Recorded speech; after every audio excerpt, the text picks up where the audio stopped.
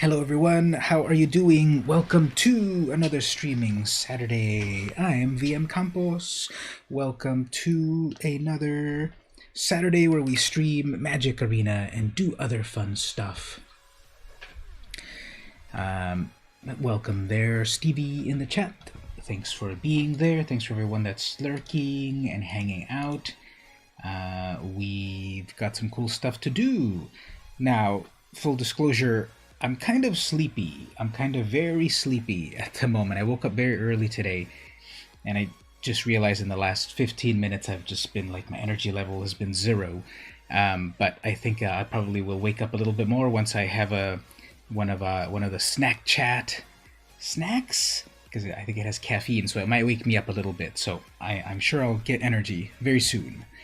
But let's just check all of our cameras to see if they're working. There's a game cam. I haven't updated the schedule. Whoops, I'll do that one moment. We got the amazing cam right over here. It looks pretty amazing. Actually looks a little bit dark. Maybe I'll brighten it in a moment.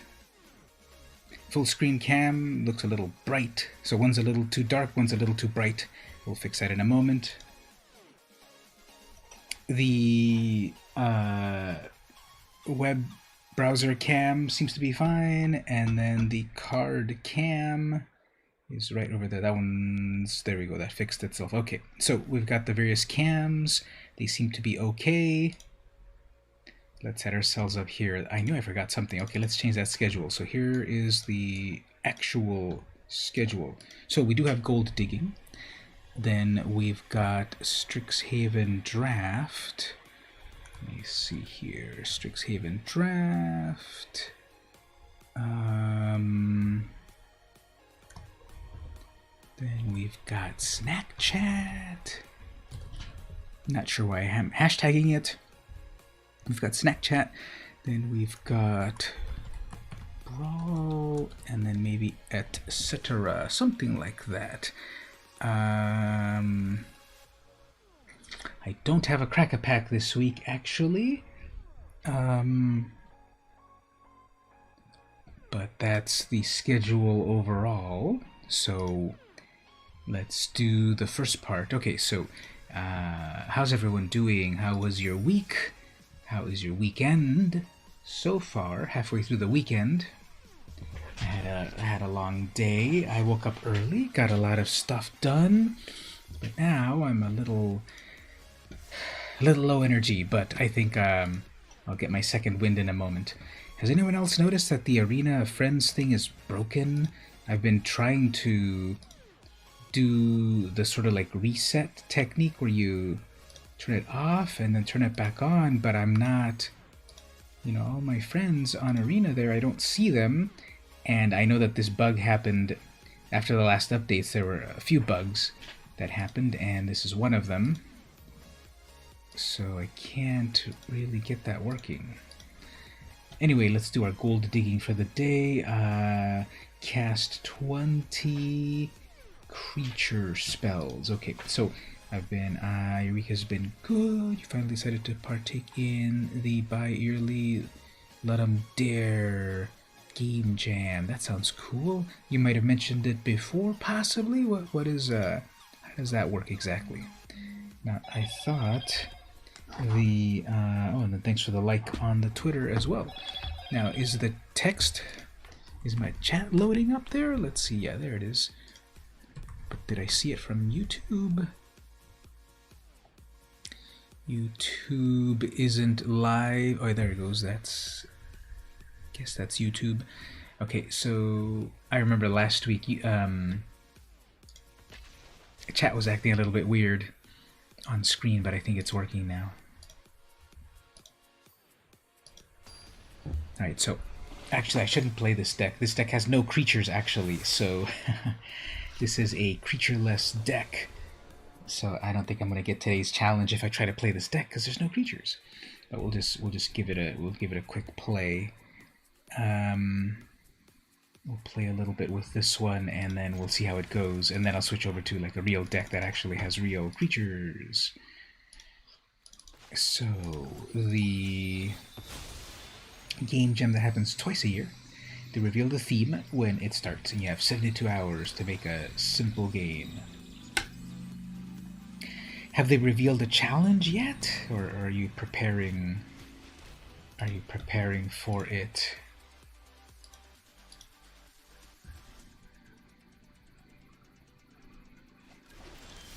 Got Durest out of the way.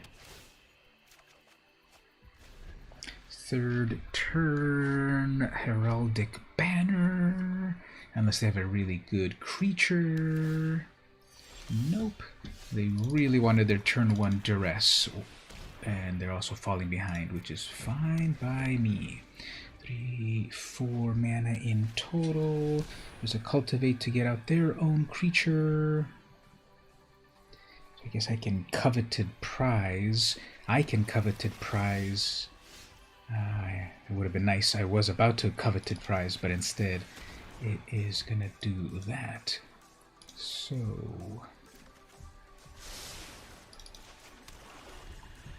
they revealed it today, and the theme is deeper and deeper. So you're making a game where you play as a worm. You have the goal to dig as far underground as possible. Okay, I have removal for that, but I'm going to have to use... Alright, 2 creatures out, fine. They are already at the point to be able to... I guess I'll get rid of both of their things. Yeah, we'll do this. So this deck can be pretty ruthless.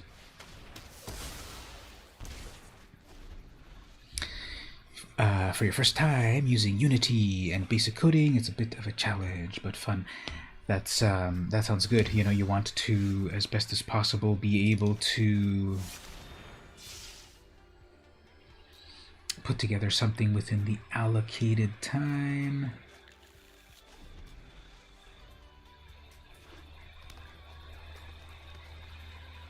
But then within the parameters and have fun. Does a person have to use Unity, or can they use any game development tool? Okay, got one of those, no problem. Let's do this. Let's see what is in their hand first of all. Okay, one of those is good. Very good. Okay, let's get that Great Henge out of here. And then let's exile that so that they don't get it back. It draws them a card, but that's okay. Any game creation tool, okay. Pretty cool. Nethroi. If it mutates, brings stuff back from the graveyard, but they get to sacrifice it. And what I'm going to do is keep my mana up for a little bit so that they are scared. They have... what can they bring back from the graveyard? Nothing except Gilded Goose.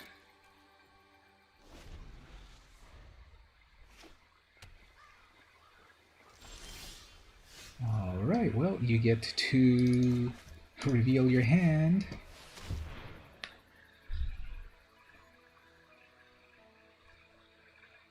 And we'll get rid of that Elspeth. 3, 4, 5 in total. I see that they have a Murderous Rider. 6 plus 7, 4, 5, 6. Agonizing Remorse, and they get to see my land in hand and use it up. Har har. So they're gonna exile from the graveyard. Fine. Play your creature or not. Okay, that'll be good. I guess I'll just go for it right here. Summon my Professor Onyx. They're gonna mutate, but then I have Blood on the Snow. Yeah, I will go for it.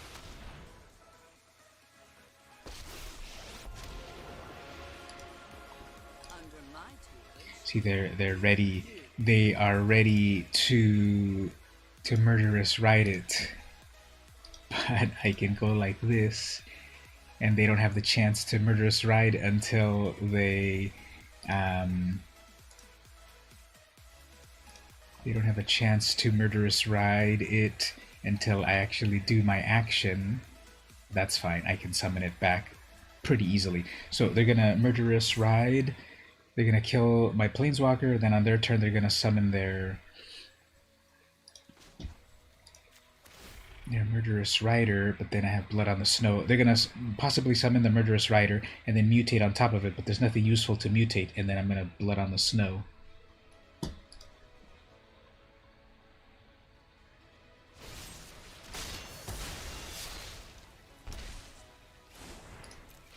But I still get to do her ability. Grim Tutor. Okay, I can Grim Tutor into something, but I don't have the mana for it.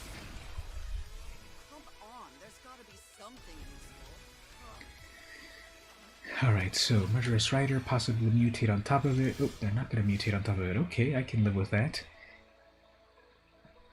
I can live with that quite well.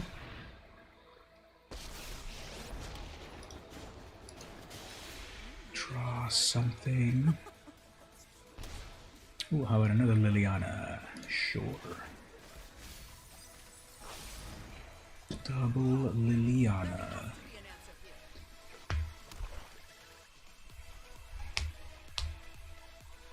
Double Lilianas.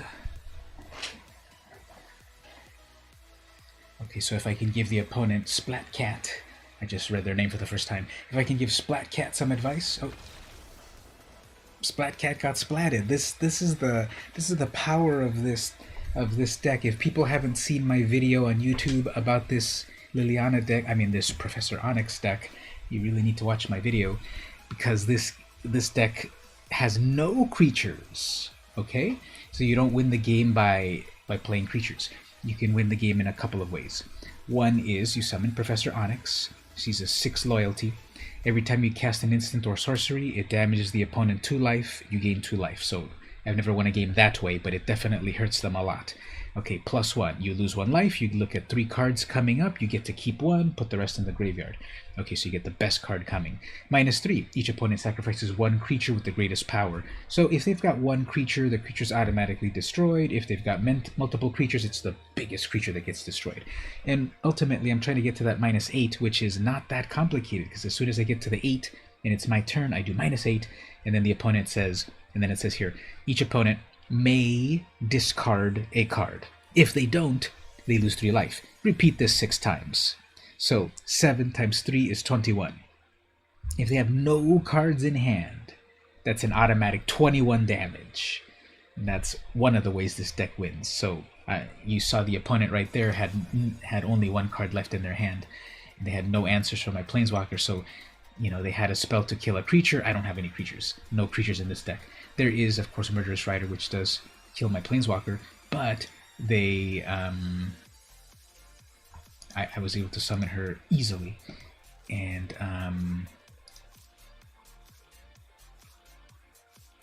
and then another Planeswalker was coming forward, and I had a way to destroy all their creatures, and I had a way to go find any card that I need, and I had a way to draw a card and gain a life. Just... there's a lot of answers in this deck. Overall, I think it's been winning okay. I don't think my stats on my stat app have been fully tracking this correctly, because I've made a few changes to it. Let's see if my...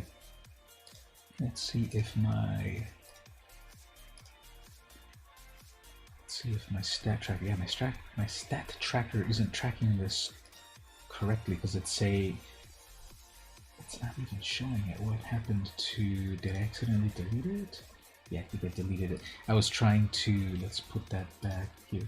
I was trying to organize things, and it accidentally deleted my stats for that. So it has a 67% win rate. So if we go over to the web browser, so my stats on this deck so far are, 67%. I've done 5 versions of the deck, so 67% win rate. If I'm on the play, I win 74% of the time. If I'm on the draw, I win 51%. 16 to 8, 2.5 hours so far. The one I've had difficulty battling is red. Yeah, because they're too fast sometimes. If it's red and white, okay, they're a little hard to deal with. I guess I've also had a hard time dealing with mono green players because they just make too many creatures too fast. And then I guess one time I played against those 3 colors. But besides that, like every single time I've played these 3 colors, 100% I defeat them. These colors, 100% defeat, 100%, 100%. All of these, like colorless, I defeated all of these 100% of the time. And then in total, it's got 67% win rate. Yeah, not bad. So the latest version, version 5. Okay, I removed that card. Didn't do what I thought. I thought that was going to totally just deactivate their land, but it made their land even better because it says the land now gains tap it, pay 1 life, add 1 mana of any color. So whoops, I thought I was decreasing their land down to colorless, but actually I was making their land even better because then they could tap for any color. They lose 1 life, who cares? So I removed that. Then I had the Umbral Juke, which wasn't that great. So I put 2 of these cards to search for things. So on that I've won 10 times. I just won against Splat Cat right now. 2 minutes ago, this took 7 minutes.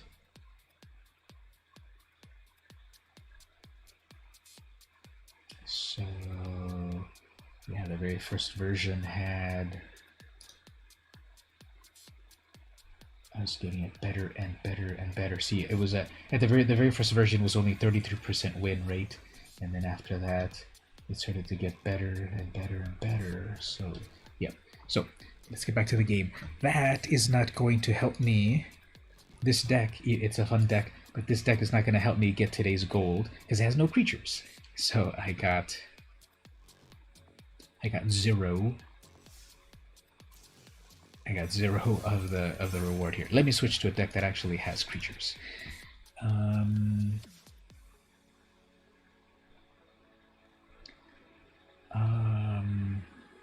Let's see about this poison deck.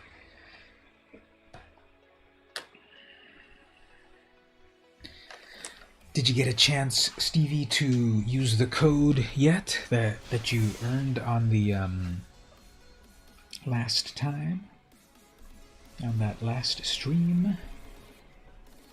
Okay, so I go first, so obviously I need to game the system.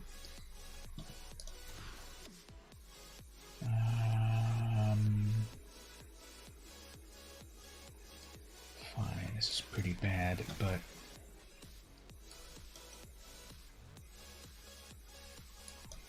guess we'll have to do this. High-fiving. High-fiver is the opponent.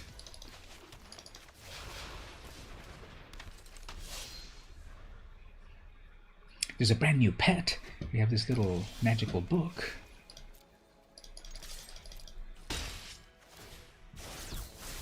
Okay, so the Preserver has flash and reach, so let's flash it in at the right time. 3 mana for a Cultivate, fine. While they're busy setting up their board, I'm already doing some cool damage, and then I have the struggle for Skemfar. So let's go with all of that. Get him a bunch of poison. Alright, so they're going to summon their Questing Beast. They might attack. If they do, I do not care. Then on my turn, I can struggle for Skemfar and remove their Questing Beast, and then attack. See how they're going to go for it. They might as well, because, yeah, do not care. There we go. Okay, so put a +1 counter, then that creature fights up to 1 you don't control. That's a sorcery. I guess it'll be more valuable for me to just get rid of it right away. Missed a landfall.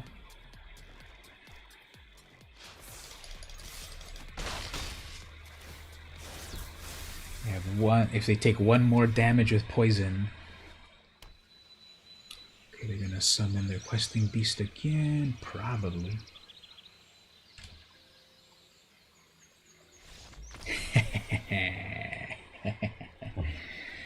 So, even though I had to mulligan way too much, the terror of this deck. So much poison.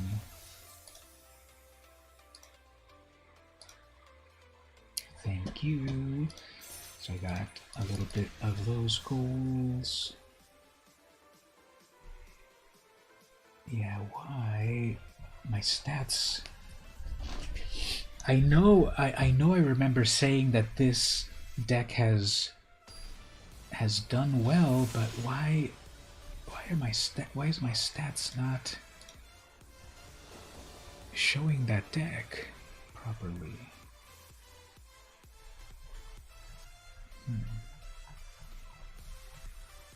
Okay, so Rowan, that is the blue and the red.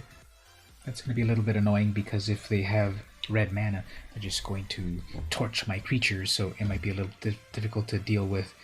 With red focused decks, my deck has a little bit of a harder challenge to get through because of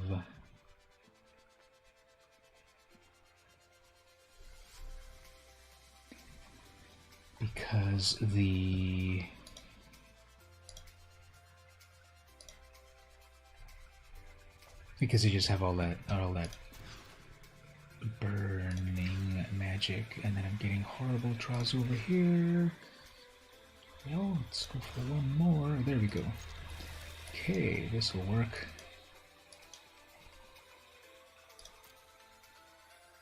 So if they don't have their red damage spells, this will work.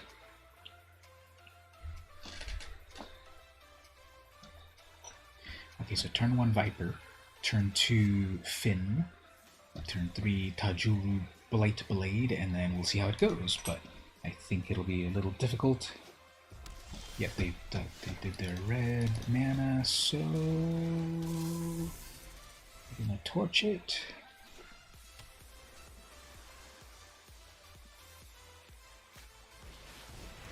Fine.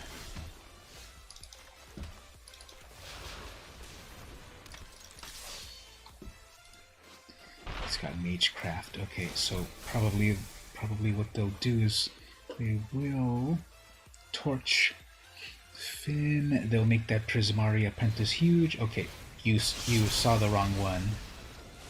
You saw the wrong one, so perhaps fully read everything.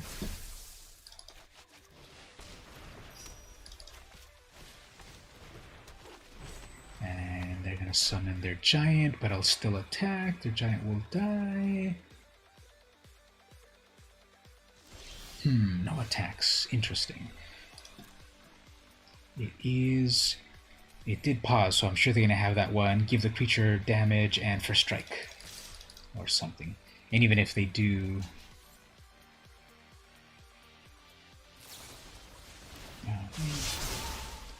Fine. You go back to hand, but that's still... Sure, that's a thing you could do.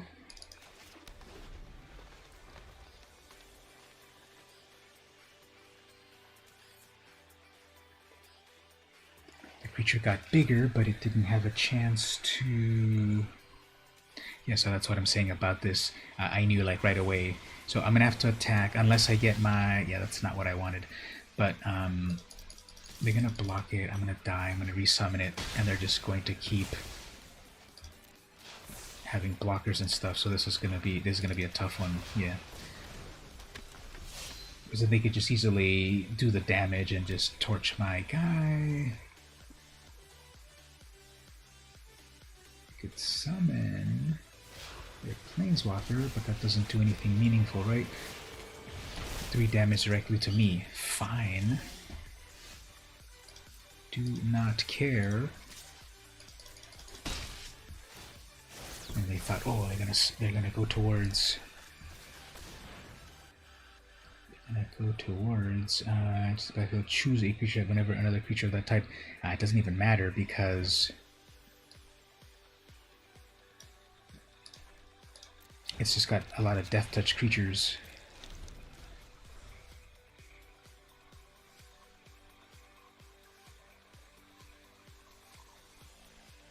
They have way too many cards in hand. I don't like that.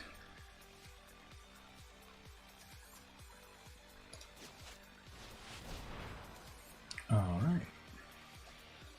So that's going to create a creature. Return a creature to my hand. Okay, fine. And it makes a 4/4, and then they're going to damage me. Fine. That's what I need right there. Okay. That is exactly what I need. Elephant for the win.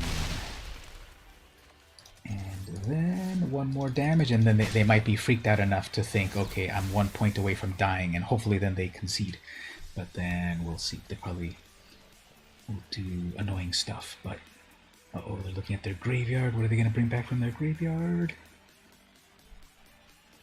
They should probably do the -4 on that because that's very, very useful.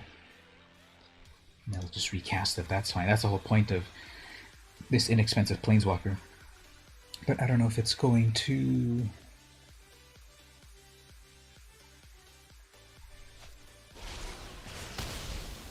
Fine.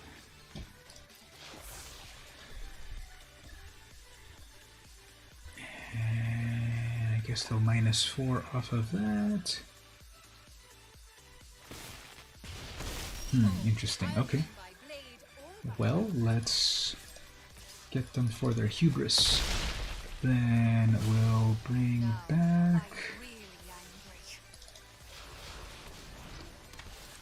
this. Okay. What else? Are they going to go back for their Planeswalker? Going to do more damage? What was this one anyway? Crackle with power deals 5 times X damage to up to X creatures. Yeah, there's way too much math in this new set. Okay, that's not so bad because, check this out. If we resummon this, and they allow it, then our Mammoth will deal damage to that, and then they're like, never mind, there we go. Yep. Alright, I didn't think I'd be able to handle that one, but the pieces came together. I was cold earlier, and then I wore my Zelda hoodie, but now I'm kind of warm. Another flawless victory. Yeah, that. Speaking of which, have you seen the? Oh yeah, I should do all my videos, right?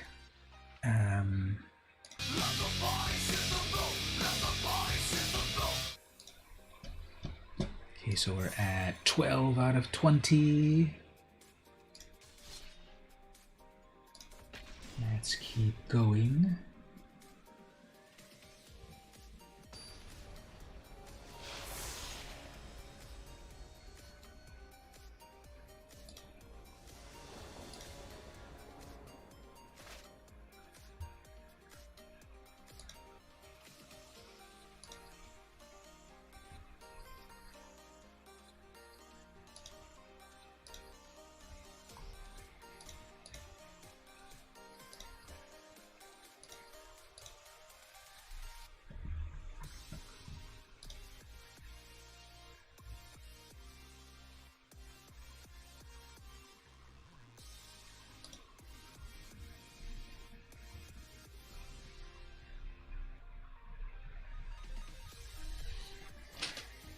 Alright, the opponent's taking a little while. So the opponent, their Planeswalker is Tanazir Quandrix, which takes 5 whole mana. So hopefully it will be a moment until I...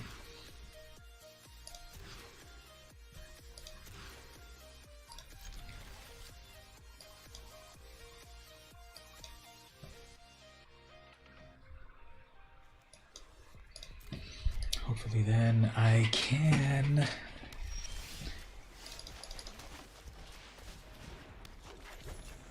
get my deck rolling once they kind of figure out, oh, the little bear did cute stuff. So once they figure out what my deck is all about, they might nope out of it. Fine.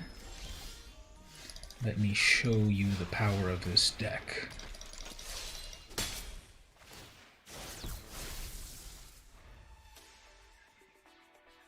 And then if you don't have blockers or a way to handle, you're going to get double poison, or actually quadruple poison. Okay, one of those, that's fine. We have one more mana. Trample, fine.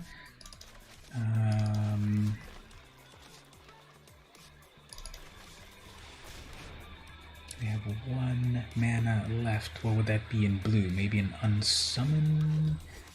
Or maybe like giant growth or something? They have one mana, either blue or green. What would they have? Probably bounce back. Oh, okay, fine. They want to take both. Fine. Got even more poison coming at you. Nice.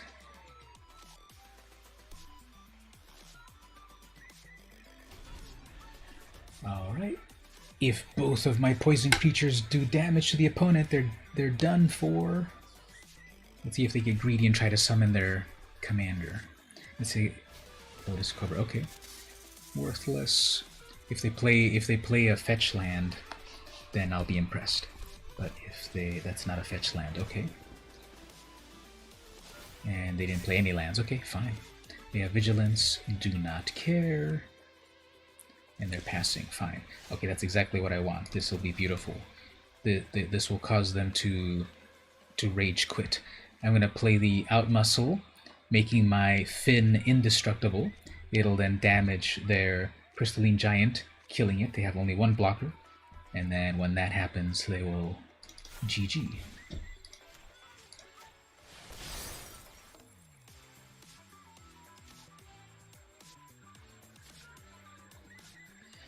It's pausing for some reason. I don't think there's any reason. They probably just have it on full control. And they're like, what was that card? Go in for an Alpha Strike. Go in with my Falcon Punch. Even if they block Finn, okay, I can live with that. That's game over. Sorry, that is game over.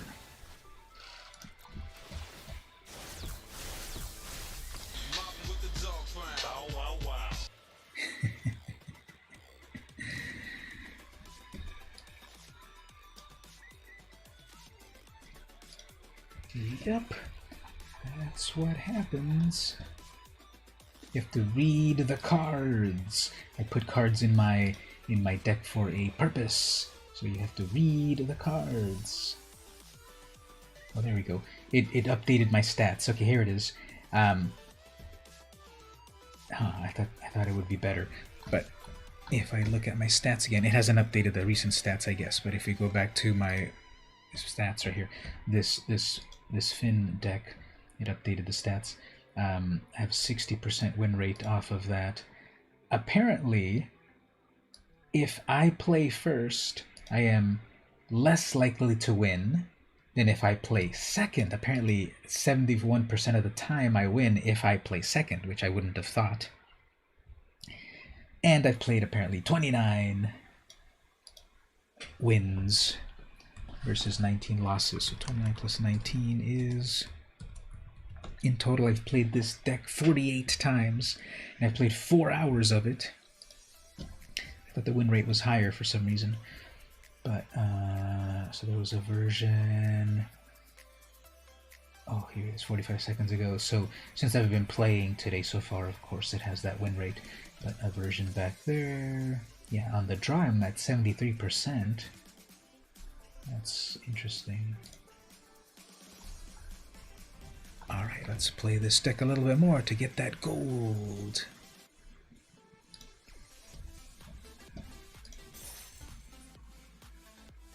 There's an event that they've got going on today, but I'm not interested at all in playing this.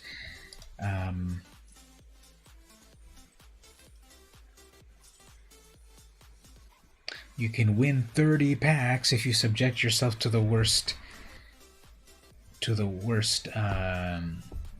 challenges, which is playing standard at the moment, and everyone's just look at this. You have one chance. You have one chance. 2,000 gold. And you have to be flawless 7 victories. So that means you must be playing the tier 1 deck if you have any sort of desire to win anything in this challenge. I'm not going to waste my time and gold and sanity at all in that event. It requires to play the best of the best tier decks perfectly with no losses. It's a very, very tiny chance, I think. Too tiny. Alright, so in theory, because I'm playing second, I might have a chance of winning this. The opponent, however, does have a 2-mana commander, so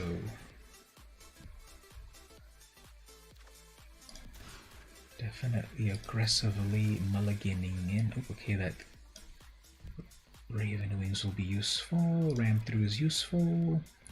Alright, so I'm going to bring out my Moss Viper. Oops, that's a good one. Magecraft will make it big.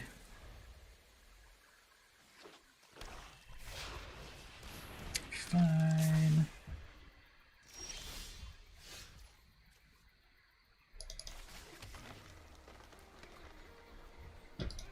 Uh-oh. I was gonna say, did it freeze? It behaved a little weird.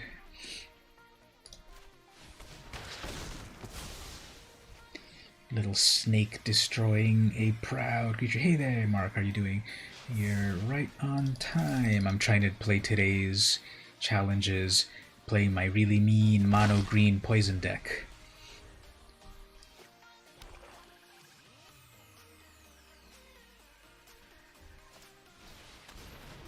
That's a good one. However,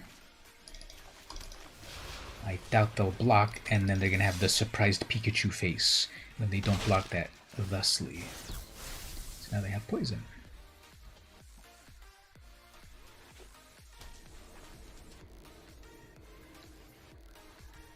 If they summon their commander, they can then have it gain indestructible. That's not good. But let's see if they don't have 4 anyway. Alright, so what are they going to do? They have double black. That could easily be any sort of removal spell. And then they'll get my poor Finn. Next turn, I want to bring out those Raven Wings and just fly over the opponent and poison them. But we'll see what they do. I was just looking at the stats here, and this my stats tracker says I have a 60-something% win rate. Okay, yeah, that's exactly what we'll do. Let's fly over the opponent like this, and then let's see if they block that Viper. Okay. Next turn, if they don't deal with my creatures next turn, it's game over. Oops, they used up all their mana. I still have 1 flyer. This is still game over.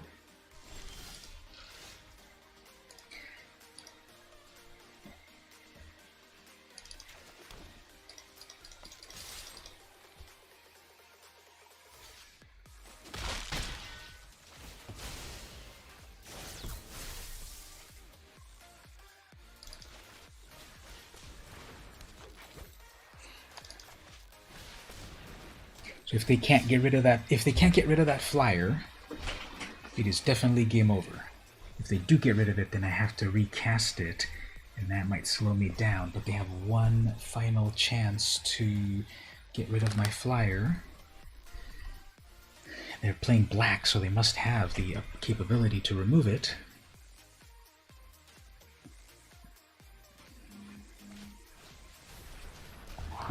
Huh, okay, that'll do something interesting. And the Heartless act on that. Okay, fine. Alright, that'll be annoying. Let's read that carefully. If a source would deal damage to you or prevent 1 damage. Yeah, okay, that's actually, I was gonna say that's like That's actually going to destroy my tactic, but no, because if I +1 there, it will...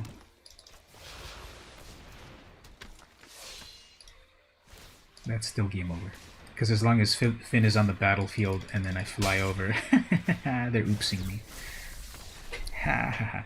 Either they were oopsing because they're like, oops, I have my protection spell, which would have stopped my final kill here, because it does. This is actually way more annoying than you think, because it says prevent 1 damage. Well, all of these are like 1/1s, right? So that 1 damage from Finn would have been prevented, no poison. But the Raven Wings gives the creature 1 more damage. So even though this was 2, even though this was a 1/1, the shield was subtracted 1, but then I had the 1 more from the Raven, and then it flew over. So as long as Finn is on the battlefield and I have the final mana to switch it over to this Blight Blade, got him. Oh, and I was battling someone named Finn. Finn, 1776.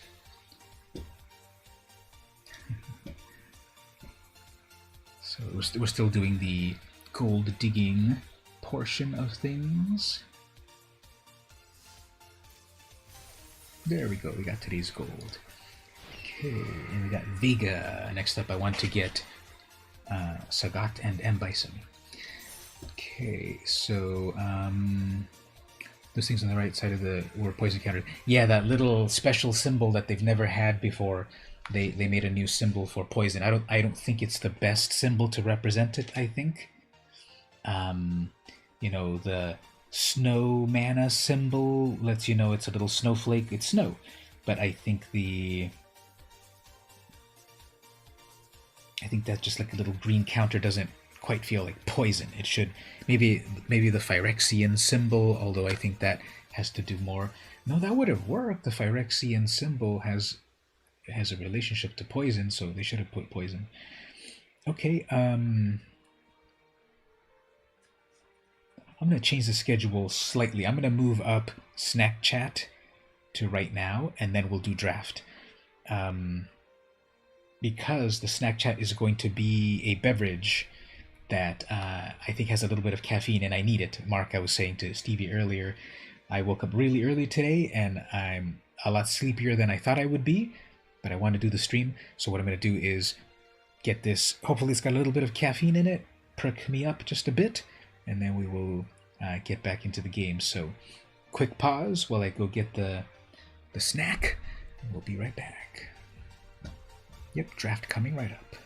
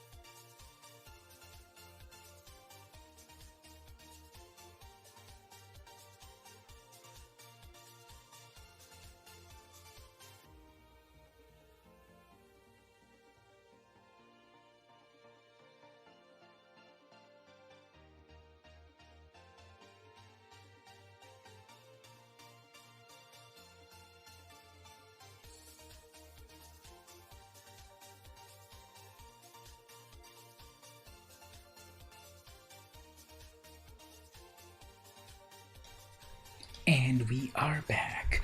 I've been up since 6 a.m. and it's 3:43. That's a long time.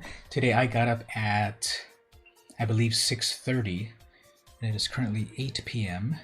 I'm not trying to say I won that battle there, Mark, but no, you won it. Yes, being with a baby is definitely gonna sap your strength more. So the snack chat. Let's segue onto snack chat. And I forgot what I was going to drink. And now that I look at it, this should definitely perk me up. So my mom gave me this on her last visit. I have here a Coca-Cola coffee flavored or coffee added. This is from Mexico. If we can focus that. Coca-Cola con café. El gran sabor de Coca-Cola con extracto de café. If you Google Translate that, that says the great flavor of Coca-Cola with coffee extract. So I guess in Mexico, for Truth in Advertising, you can tell me about this as well, Mark, how it is in New Zealand. So here, this double asterisk, imagen en referencia al sabor. It's saying, you know, asterisk, these... It's saying this is just referencing the flavor. You know, hey there, Dakota. Thanks for visiting. You're right in time for the beverage here. So actually the chat box looked a little puny. Let me just fix that. I thought I fixed this last week, but let me fix that. Font settings. Put it something more beefy over here. There we go. So this is what I'm about to drink here. And just what other interesting stuff is there to read on the package? I haven't read it. I haven't read anything about it yet, but if this decides to focus... it's still not big enough. Just one more little change here. Font size. Let's go this size over here. So we've got all of these ingredients. So there's water, carbonated water, blah blah blah. Lots and lots of stuff. Don't worry about that. Con un toque de sabor café espresso. So it's got espresso flavor. Coca-Cola Mexico. Then we've got... So I've been complaining about my webcam ever since I got it, and it's supposed to be a good one, and it's like never wanting to focus. So annoying. So what else is here? Refresco. It says sugar-free beverage with extracts of coffee. But then elsewhere over here, so this is one of the things in Mexico, they passed a law recently to like show more health-conscious things on their stuff. It says right here, contiene, it says it contains, oh my god. Can we get this to focus? Okay, just a moment. Let me get this to focus. Webcam. Camera control. Focus. Here it is. Okay.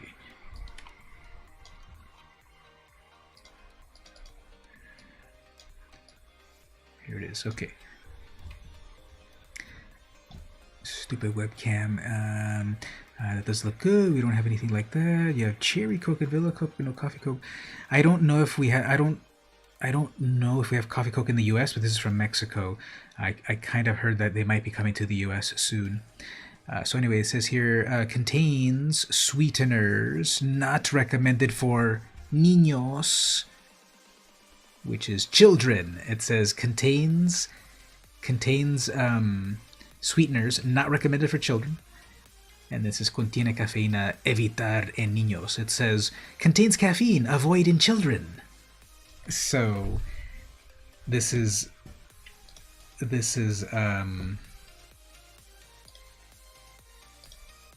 what they have in Mexico, that they put more of these sort of like public health things on all of the unhealthy stuff.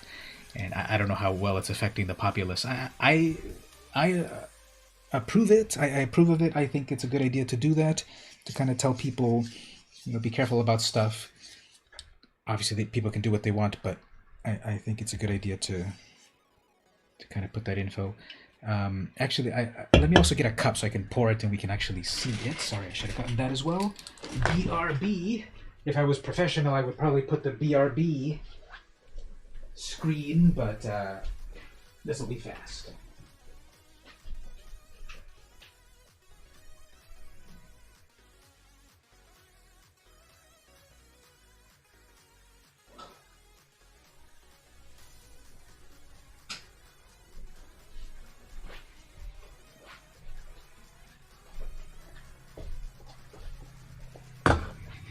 I don't have any clean, small glass cups, so I'll go with this one, which I guess it's too fancy, but let's open this up. Come on, Coca-Cola Mexico, sponsor me.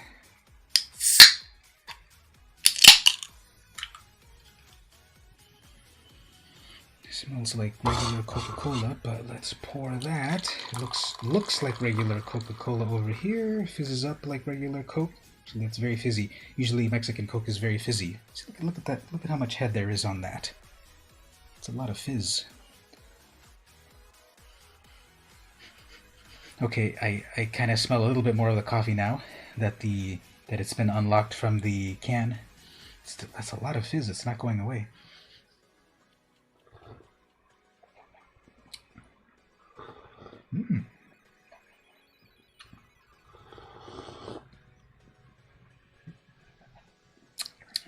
I taste a lot of great coffee flavor in this. I taste Coca-Cola. I taste the sweetness of Coca-Cola. I taste coffee. I taste espresso.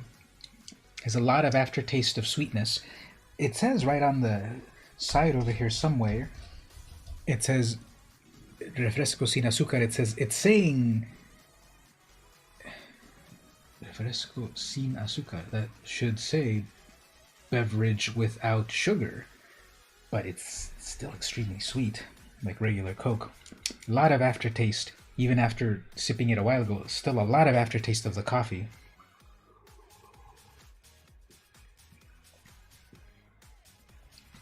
I think it's a pleasant coffee. It doesn't taste too. It said espresso, so it's kind of dark flavors. This is way better than I thought. I thought it was going to be like a weird coffee flavor. A lot of aftertaste of the coffee still. I think because of the sugars and the other 50 chemicals in there, I think it really coats your mouth well and it keeps the flavor in there. So I was saying earlier that when I started the stream, I've been up since 6:30 a.m. and I was really crashing, so this is obviously going to help with that.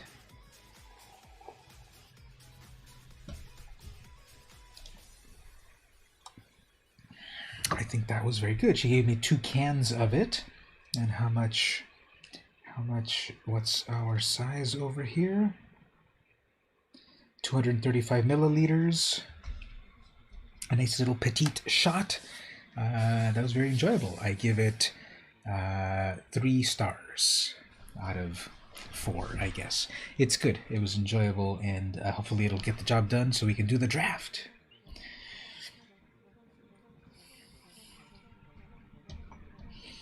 Let's do the draft. Traditional draft. This is the best of 3. I want to do the one that's ranked. Actually, best of 1 is ranked, unfortunately. I don't know why Wizards doesn't give us all. Yeah, traditional draft is not. That's annoying. It's not ranked. Okay, so we have to do best of 1. Oh, but because it's best of 1, we can get access to the lessons in the sideboard. So, okay. Premier draft, Strixhaven, best of 1. Let's go for it. Hopefully the queue fills up, and as it does, I will ask a question of the day. In my neck of the woods, it is currently April 24th. So here we go. April 24th. Question of the day. Oh, this is way too deep. The question is life fair? Yes or no, sometimes or not today? Okay, so what are we doing in here? We have create some pests, deal a damage, destroy an artifact, get some lands, get the huge bookworm, dissector, 3/1 flying with ward. Ooh, so it protects itself. I think that might be a very good one. It's a 3/1 flyer with ward, so they have to pay 2 mana extra to target it. Tap creatures and learn. Yeah, it is pretty deep, isn't it? Here's another 2/2 flyer. When another creature dies, put a +1. Spectre of the Fens, it's a 2/3 flyer. Dragon's Approach deals 3 damage to each opponent. You may exile a Dragon's Approach and 4 cards. Name this from the graveyard. If you do, go get a dragon. Okay, so that's a build around. There's that Death Touch squad, Biomathematician, create a fractal, and then the land. Okay, I think I'm gonna go with this flyer for the moment in blue. See what else we get. Claim, Past Caller, 4/2 flyer.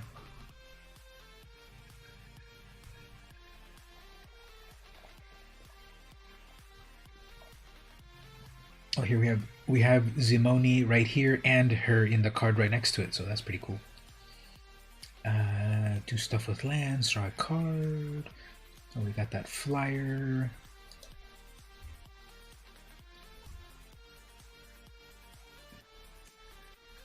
That's a 5/4.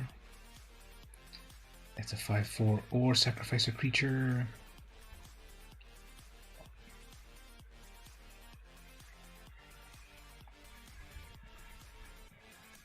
Mana rock to fix spells.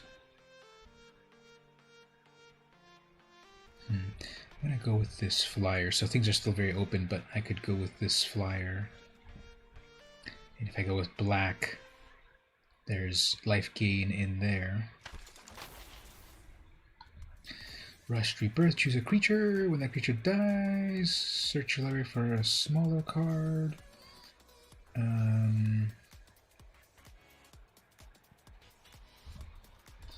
Okay, this is in blue. This is a 1/1 flying death touch.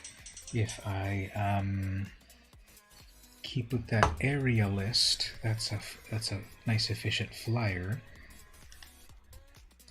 That's cool. Yeah, let's see if we go with blue. Let's see if we get blue. Let's see if we get Quandrix, aka Cynic.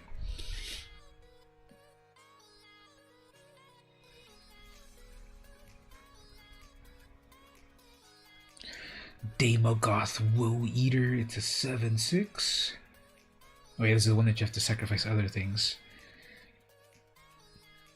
Well, I would love to do a Dimir deck, but from the commentary that I've read, it's really not a good idea to stray from the archetypes of this set. But we'll see. Because there is no blue-black. I mean, yeah, there's no blue-black in this.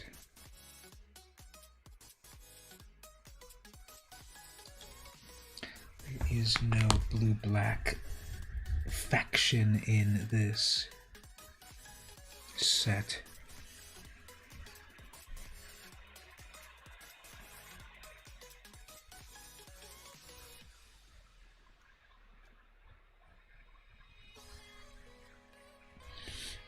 I'm not seeing a lot of removal, or people are, or are people just taking it way faster than me?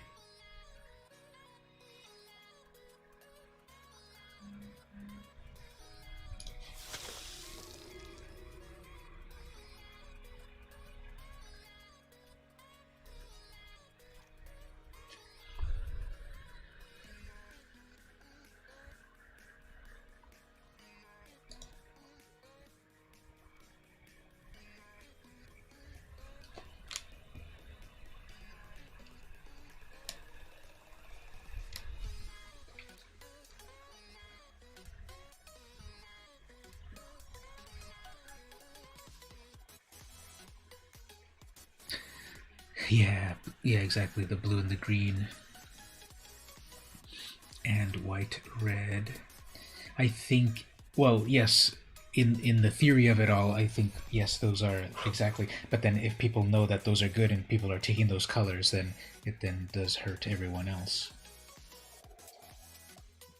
But I'm seeing some blue and white, blue and green things that I like so far, so I'm going for them. Okay. Yeah, so I am seeing some blue-green stuff that I like.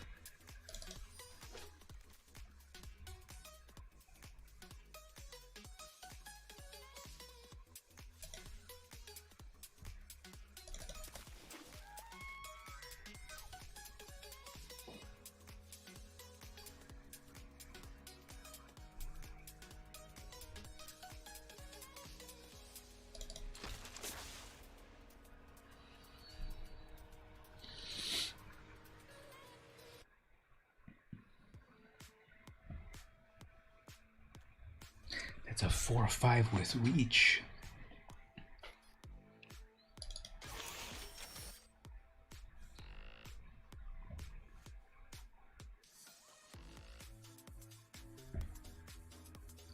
It's a 2/2 with reach, but then it can be a 4/4 with 8 lands. And it makes a fun noise. Leyline, Invocation, Fractal.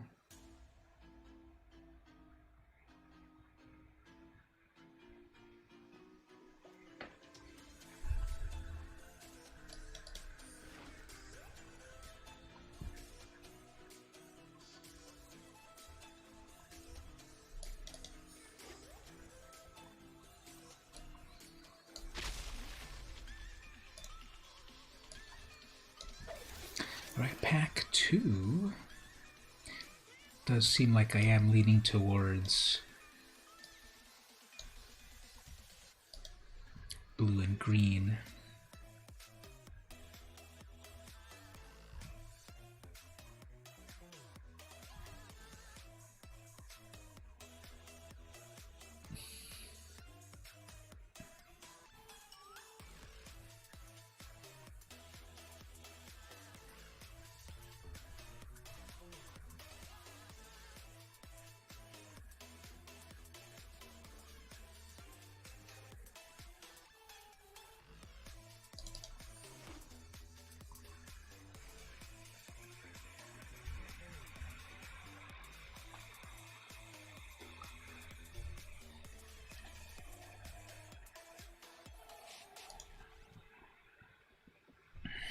Yeah, that Coke coffee was better than I thought. Had some cool flavors. Don't fully feel that it is doing too much just yet. Still feel a little sleepy, but we'll see. Tangle Trap.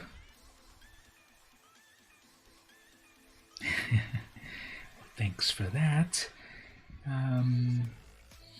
I definitely feel that I like black the most, but I think blue does things. Alright, let's see who else is in this table.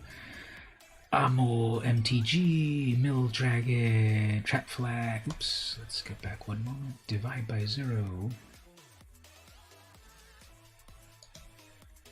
So people are passing blue.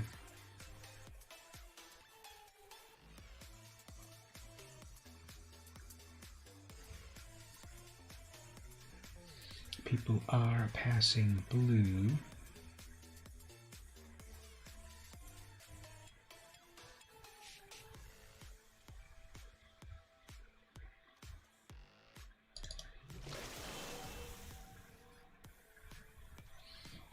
There's a spell in the world of Magic now called Flunk.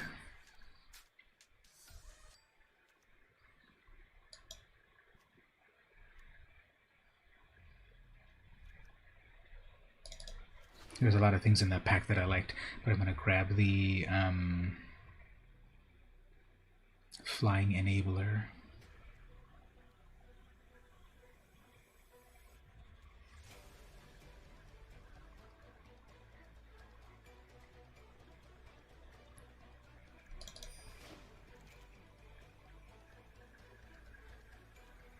Adventurous Impulse will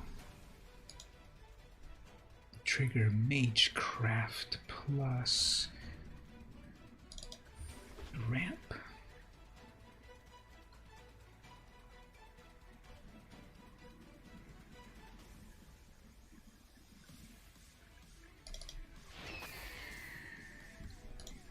Okay, so we had Ammo, MtG, Mill Dragon, Trap Flag, Ajani. Okay, that's creative. Sin Plague, CB Renan.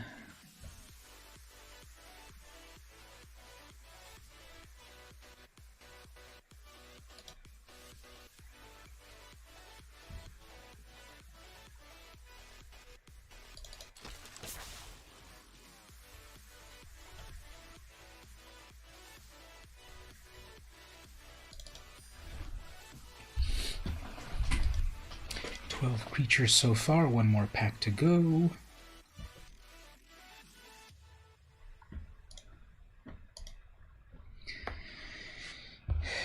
Okay, so let me break out another one of the questions of the day. I think the answer of sometimes was a good answer for this last one. The last question of the day was, how would your parents describe you? Henan even says here, you can call them to ask. Well, that's presumptuous. But how would your parents describe you? I don't know, I think mine might describe me as stoic. And when I started, now as in started crawling for the first time, started crawling in her as for the first time ever, or today? Because either way, that's really cool.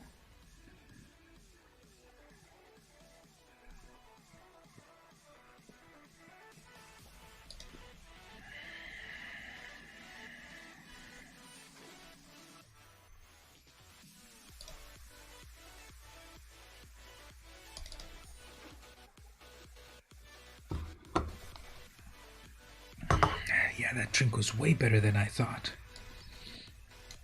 So all of you need to start a social media campaign to tell Coca-Cola Mexico branch to sponsor my stream.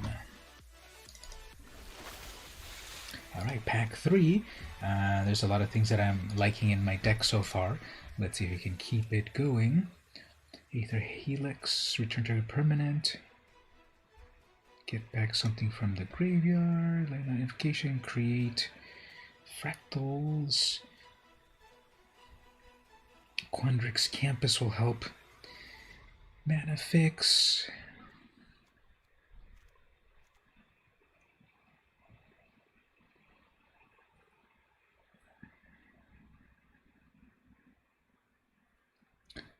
So 3 mana to do shenanigans. Dragon Guard Elite Magecraft when you recast a put a +1 counter on this. Okay. I think I've got a variety of non-creature spells. Golden Ratio draw. Oh yeah, that's that one draw card about if stuff is a certain way.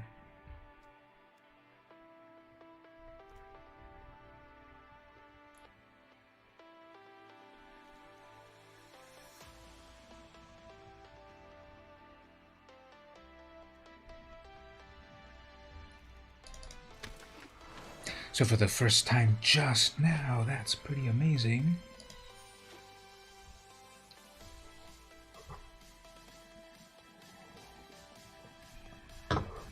They grow up so fast. I remember just last year, things were so different, weren't they?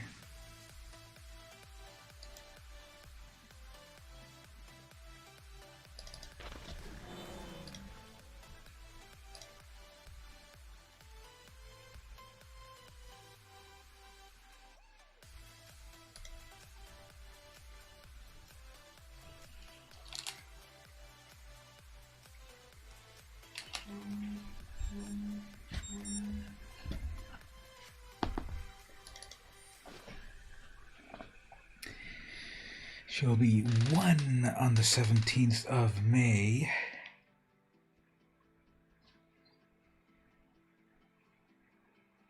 That is big. It's a little early to plan, perhaps, but any plans, any thoughts on what you might have in store? Any plans? Any cute cake? Or anyone coming over for a party and such?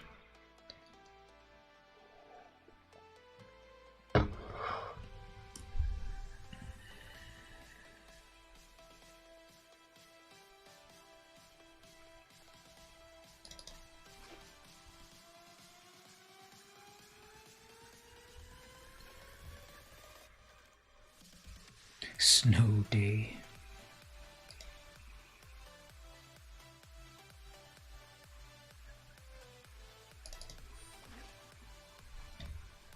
I think I've managed to pull a lot of good We'll have a big family, so we will split her birthday for 2 days.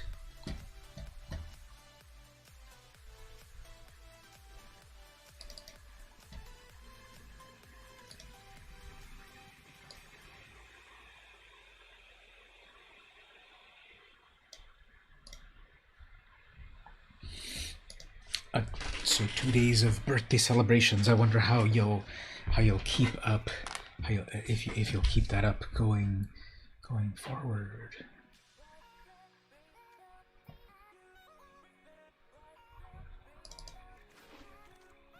Meaning if she'll get used to it.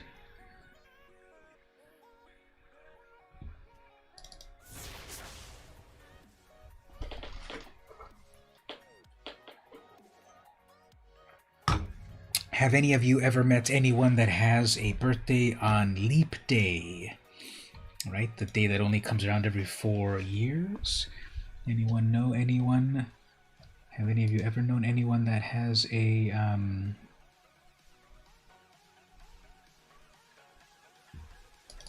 that has that special day?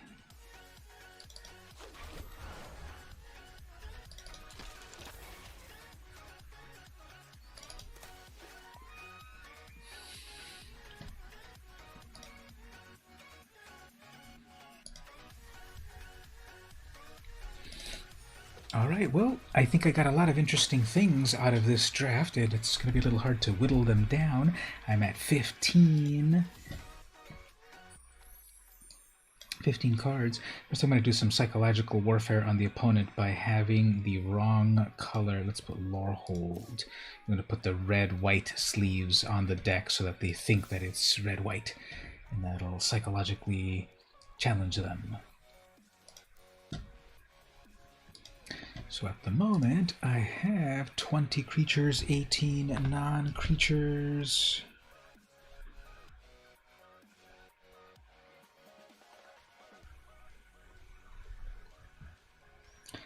To 18, that's a lot to fix there.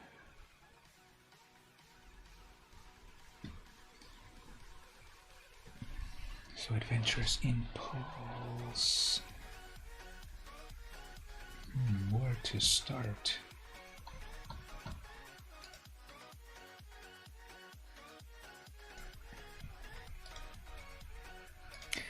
Okay, the Bookworm is a 7/7. It's got Trample, gain 3 life.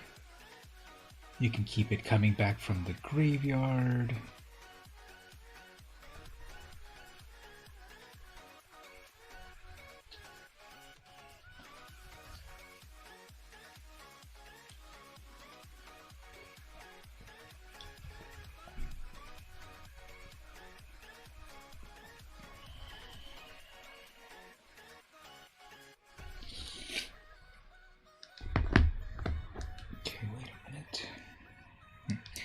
So that keeps coming back from the graveyard.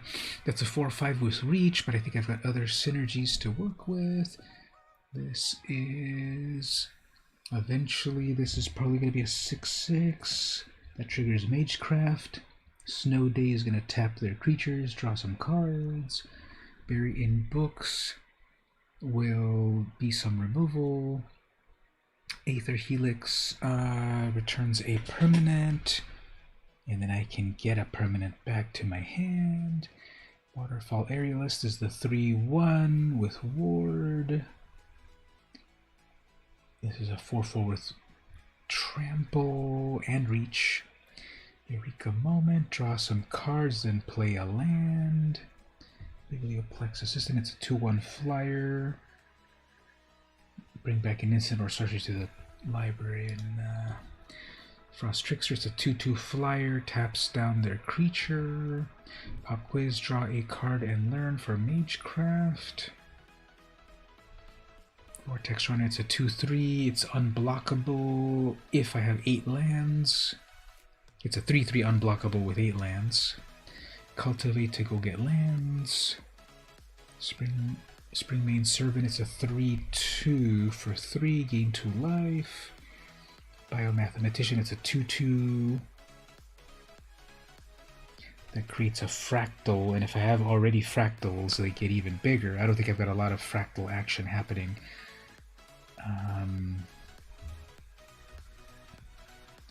Okay, I do have fractal summoning.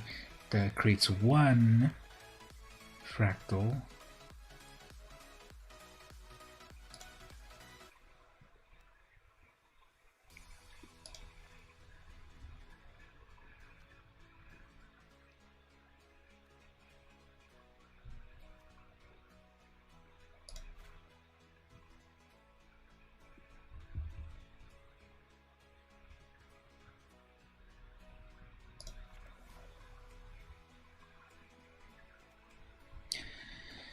Sapphire boots. That'll be some flying. Okay, Magecraft works. This ability triggers when you cast or copy an instant or sorcery spell. So it triggers when you cast an instant or sorcery spell, or when you copy one, and various things happen. When Magecraft happens for this one, for example, it gets a +1 counter. Other things, when Magecraft happens, maybe the opponent loses life, or you gain life. Different things happen. So it's vaguely prowess, but it matters with instants and sorceries, and also copying them. It varies for each thing.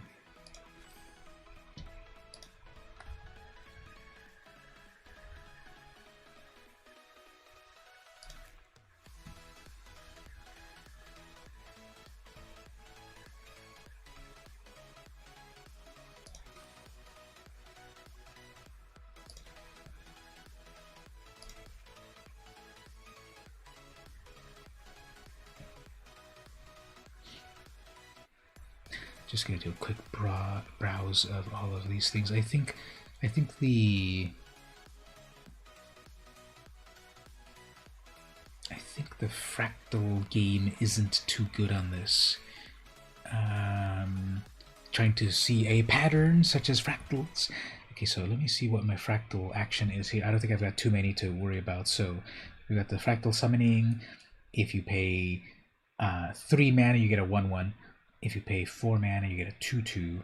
If you pay 5 mana, you get a 3/3. So that's one fractal card. Then I think over here, Biomathematician, when this enters the battlefield, create a fractal and put a +1 on it. Okay, so that's the second fractal card. Then we've got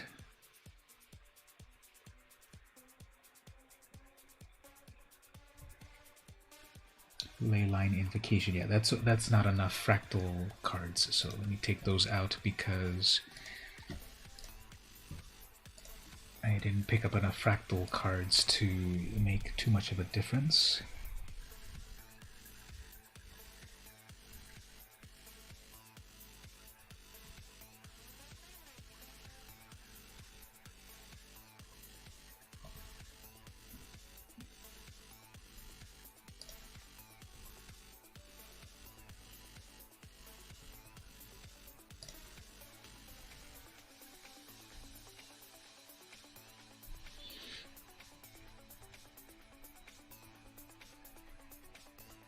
So they did another thing. So they did Surveil in Ravnica Allegiance or whatever it was, which was look at the top card of your library. If you like it, keep it there. If you don't, put it in your graveyard. They've, however, made more cards that surveil, but they haven't used the term surveil, which is a little weird. This is one of them here. Look at the top 2 cards of your library. Put any number of them onto your graveyard and the rest back on top in any order. That's surveil. I don't know why they created a surveil keyword if they didn't continue to use it. They probably wanted like a critical mass of them so that then surveil, and probably, well, we have Magecraft, we have this, we have that, and another thing surveil, so instead they spell it out, but this is surveil.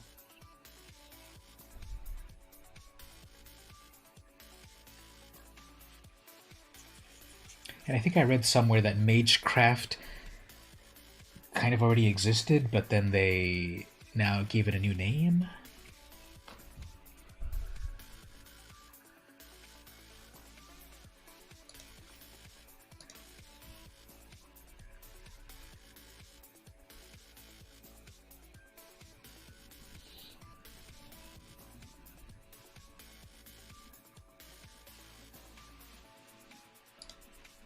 Okay, we're gonna go with 41 cards. So we've got Adventurous Impulse, turn 1 to fix my draws, get a creature or a land. Zephyr Boots, first turn equipment, equip it for 2, give a creature flying, so some evasion plus card draw. Arcane Subtraction, 2 mana instant, weaken a creature plus learn. I don't really think I have anything in the sideboard to learn. I don't think I picked up any learn cards. How can I see what? Oh yeah, lessons right here. So I could go get the Fractal Summoning or the Environmental Sciences. So I didn't really, I only got 2 lessons. Although actually what learn also does, remember it's got 3 modes. It's kind of complicated. When you learn, you may reveal a lesson from the sideboard and put it into your hand, or discard a card to draw another card, or do none of them. So learn has 3 things that could happen. So I could still learn and then get rid of an extra land and then draw a card. And I have 2 things in the sideboard that I could go learn from, or I could do nothing. Because that's going to -4 plus learn, curate instantly, surveil 2, then draw a card. That will trigger Magecraft. Dragon Guard Elite, it's a 2/2 for 2. Whenever you Magecraft, put a +1 counter on it permanently. Eventually, when I've got 6 mana, double the number of +1s, so this could get huge. It's a rare. Emergency Sequence. This is really interesting. 2 mana, search your library for a basic land, put it onto the battlefield, then shuffle. That land becomes a 0/0 green and blue fractal, but it's still a land, and put a +1 counter on it for each land you had. Enter the battlefield under your... So this goes to get you a land, and it turns it into a creature, but it ramps you for 2 mana. Reckless Amplimancer, 2 mana, 2/2, pays 5 to double its power, so it can become a 4/4. But if it's got counters, it gets even bigger. Actually, I don't think that one's too amazing. So let me take that one out and instead. Well, that's 40 cards. If I take that one out, no problem. But I was thinking of putting back.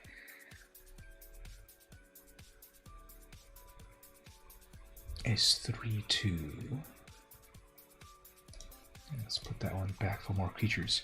Okay, Scurrid Colony, it's a 2/2 for 2 with reach. Eventually, when I've got 8 lands, it's a 4/4 with reach. Needlethorn Drake, it's a 1/1 flyer Death Touch. Only managed to get 1, even though I saw a few pass through the pack, so people want these. Frost Trickster, it's a 3 mana 2/2 flyer, and when it enters, it taps down a creature, so it's a flying Frost Lynx. Way better than Frost Lynx, right? Because it flies. 2 of those. Vortex Runner, it's a 2/3. It's unblockable when I've got 8 lands, and it becomes a 3/3. Cultivate, go get 2 lands. Ramp 1. Springmane Servant, it's a 3/2. Gain 2 life when it enters. Quandrix Pledge Mage, it's a 2/2 for 3. Magecraft, put +1 counters whenever you cast spells. Waterfall Aerialist is a 3/1 flyer. It's got ward 2, so the person has to pay 2 more mana to even target it. Whenever a permanent with ward becomes the target of a spell or ability from an opponent, counter it unless that player pays the ward card. So the tricky thing about ward is that you can still try to do murder onto it, and Arena will totally let you and not even say, "Are you sure?" It will still let the person try to target it. Then it'll pop up, pay the 2, and they won't be able to, and then the spell will fizzle. So ward can be very tricky. There's only 4 of them in the whole set, and this is one of them. Master Symmetrist, it's a 4/4 with reach. It's got something funny. Whenever a creature you control with power equal to its toughness attacks, it gains trample. So if it's a 2/2, it gains trample. If it's a 3/3, it gains trample. If it's a 9/9, it gets trample. If it's a 6/2, it doesn't get trample. This is a 4/4 with reach and trample for 4 mana. Surprised it's uncommon. Eureka Moment, 4 mana, draw 2 cards, ramp 1 land. Triggers Magecraft. Burying Books, 5 mana, but it costs 2 mana less if it targets an attacking creature. Send it back to the opponent's library, second from the top. Aether Helix, 5 mana sorcery, return a permanent to its owner's hand, so they just finish casting their big expensive thing, and then I can get a permanent out of my graveyard back to my hand. Snow Day, 6 mana, but you tap 2 of their creatures, they don't untap for a turn, draw 2 cards, discard 1, and then a big ol' 7/7 trampling for 8. You gain 3 life, and it draws a card. Pay 3 mana to keep it coming back from the graveyard. 8 islands, 7 forests, and 2 dual lands. That is our deck. 63% blue, 54% green. I think I like the stuff here, so let's give it a shot for the first game, unless anyone's got any thoughts. I think it came together all right. See how it goes.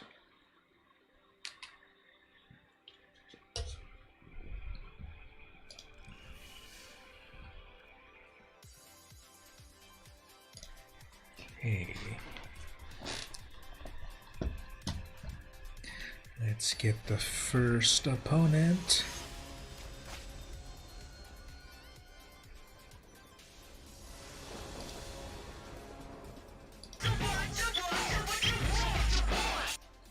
So let's see the opponent. Okay, I get to go first. I've got a 2 mana. I got a couple of 2 mana things to do. I can Magecraft right away with Curate. I like that. Plus Emergent Sequence. Okay, this will do stuff. Nihilistic Moron 94 is the opponent. But we'll see if that is just mind games. Alright, so turn 1 Forest, turn 2 Dragon Guard, turn 3 Emergent Sequence to ramp. Did I show all of you that I've got some new emoji? I actually bought new emotes. Or paid gold. Turn 1 wall. Okay, that's annoying. But that's okay. Here's the new emotes that I got. I got this Will, Confused Will, the little equations, and then I got Happy Rowan. She just pumps her fists and she's got like sparks. And then Professor Onyx, ready to spank you. She hits the teacher's stick or whatever that's called against the palm of her hand. Thusly.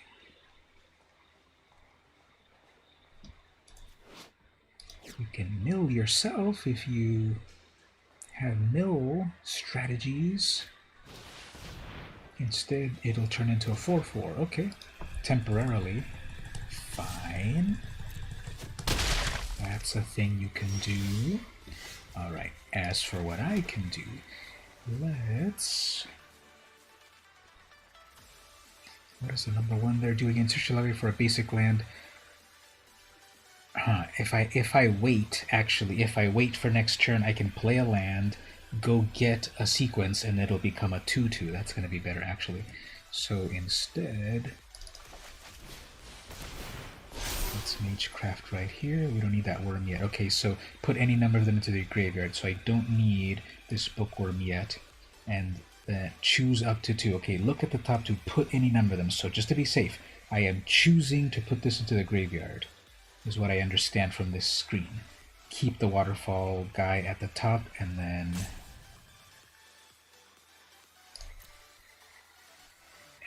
scry it how I want with it, and then draw it. Okay.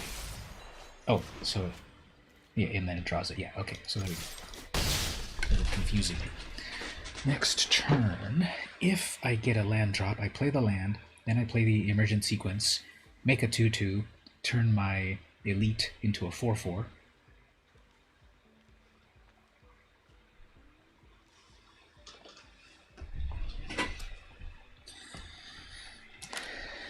And we'll see.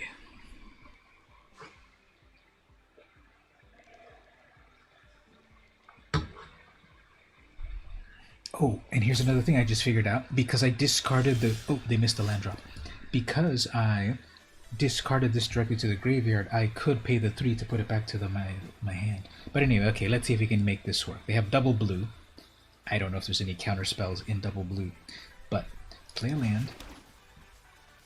Play the sequence. It is pausing. Well, that could be the mill effect.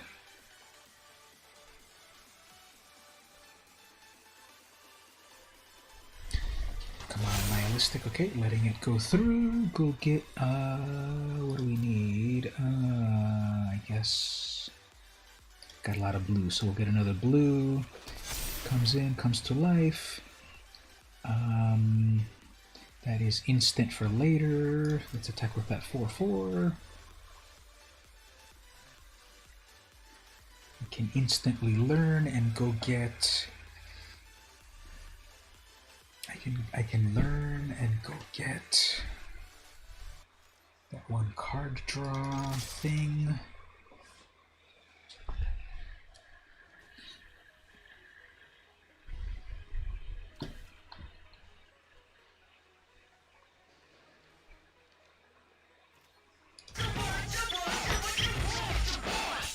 Come on, opponent, you gotta do something.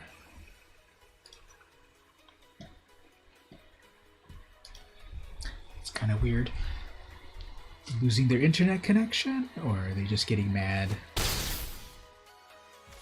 that they're missing land drops?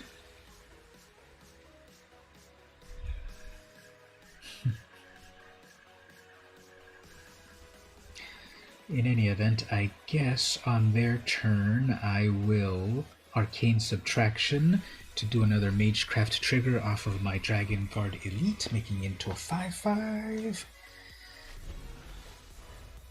Yeah, let's see. If they miss another land drop, they might say, I'm too far behind.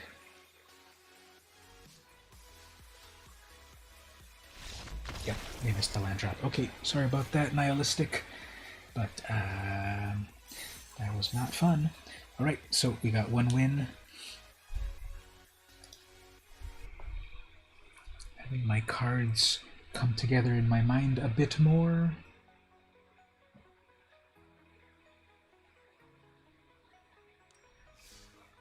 Got one win, that is 100 gems plus a pack.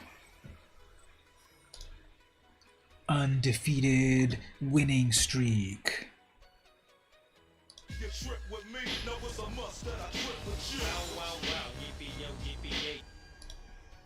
Alcohol is the opponent. Okay, so they go first. I can play my turn 1 boots.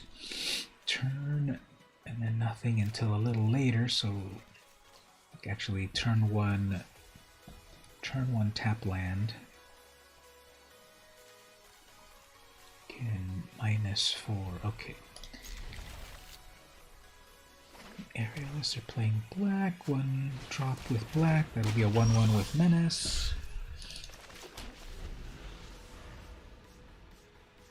Turn 2 I can curate. Okay, that's a good one. Well, not that good, but when it dies it does stuff. Okay, there's my Elite, although they're playing black, so I should play it safely so that I can Magecraft it larger than hopefully their removal. So that's an instant, that's an instant.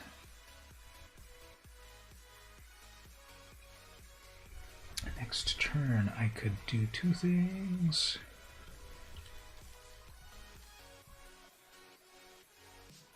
I guess I can wait to put out those boots.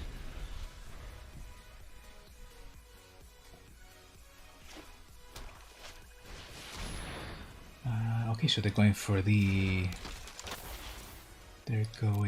counters effect. So I want both of those. I want both of those. Okay, so draw me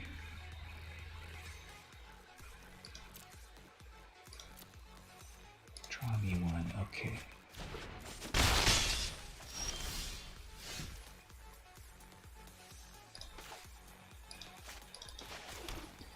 I'm gonna play that. Then I can instantly Arcane Subtraction. I should hold off on it because I can... Yeah, they're definitely playing the counters game. Okay. They've got 2 cards left in hand.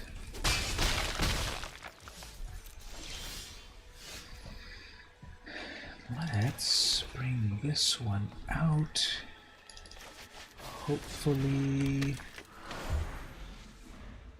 it doesn't get killed, although it's very likely that it will. They're playing black after all. Okay, fine.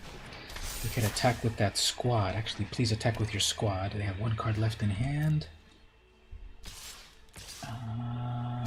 Okay, yes, that's exactly what I want. Well, kind of. Those counters are going to go off to something else, unfortunately. But,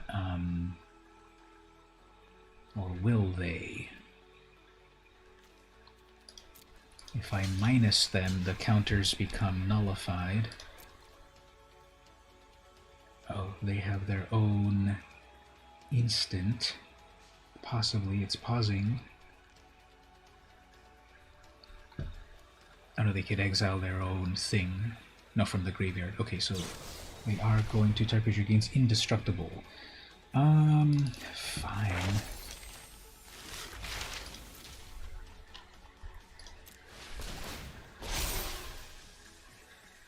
I can go grab a land or make a fractal. I think fractal. Fine. So they're totally tapped out. So it's just up to me to create stuff on the board. Okay. So Frost Trickster will tap their poison creature. Then I can bring out a little colony right here. I can attack and they'll probably pass the counter on to something, which is what you want with that deck, but I can deal with that later, I think.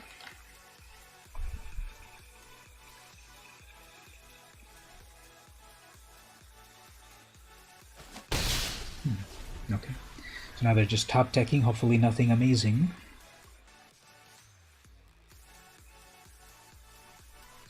If they attack with both of their pupils, they'll pass +2 onto something.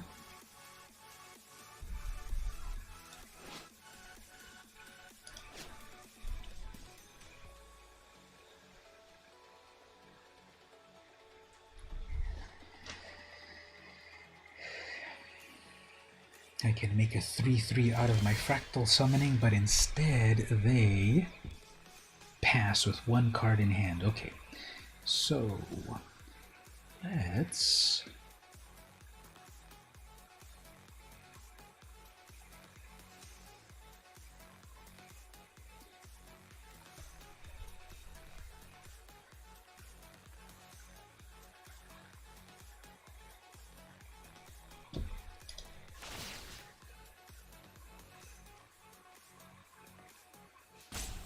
set up this flyer, and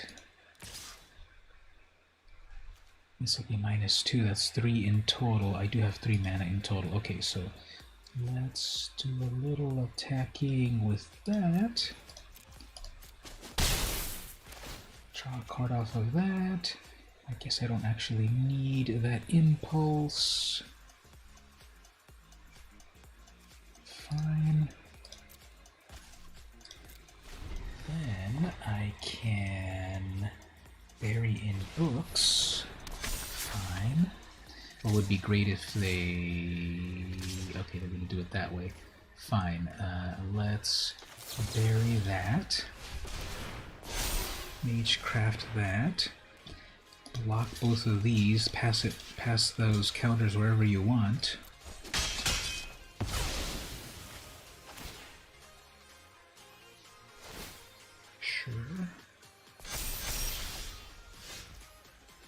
Okay.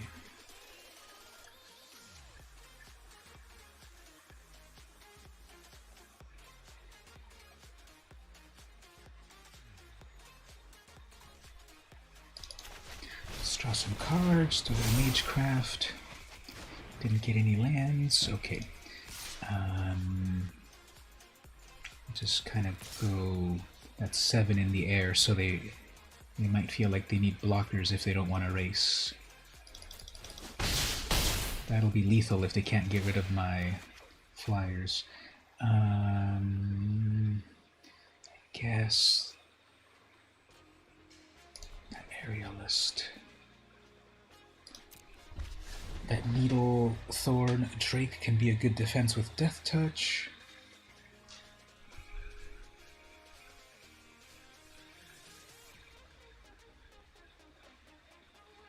So if they go for a complete attack, that's 3, 4, 5, 6. That's 6 damage in total, even if they go all out.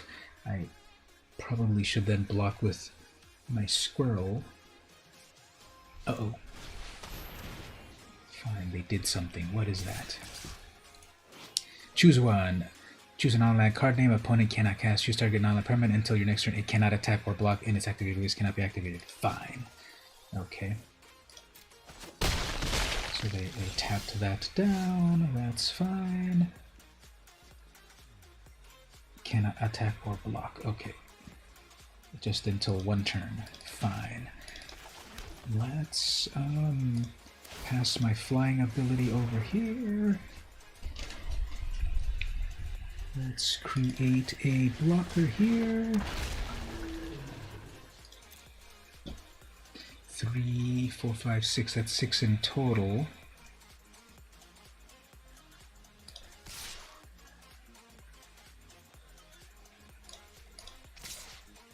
Three, 4, 5, 6, and I can block 1. I can take 3 damage in total. I'll probably be okay.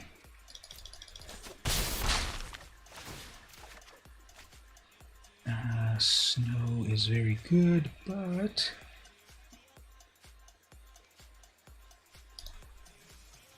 if I only had 1 mana left, I could have created 1 more creature.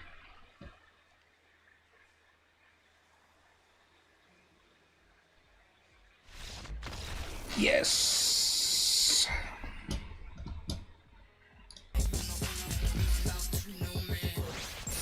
Ooh, rank up. So I guess they did the math and they thought, okay, I can't really deal with that because if I don't get rid of their flyers next turn, I can't handle it. But we got it. Okay, alcohol, drink your troubles away.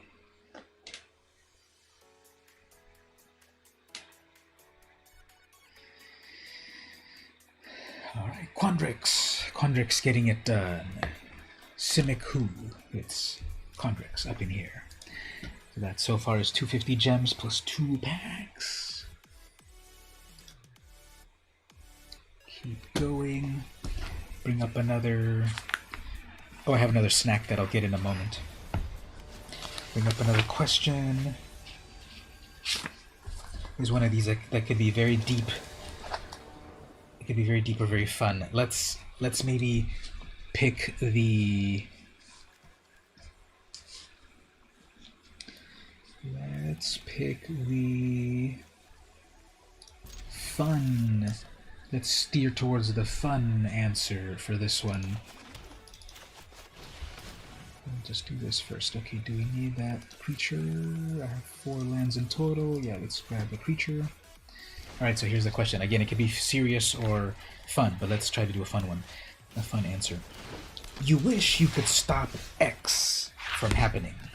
So it says, what would you wish that you could stop from happening, is basically what that's saying.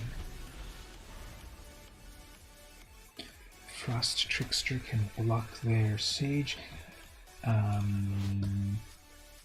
Magecraft on that is pretty dumb.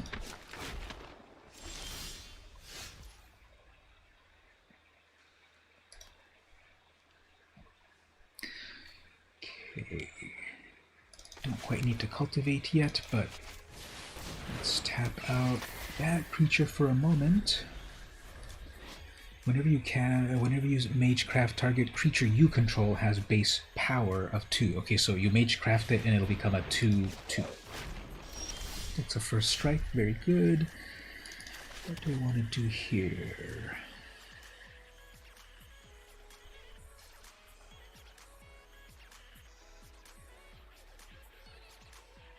It's It's a 2 with... man, that's gonna get really tricky.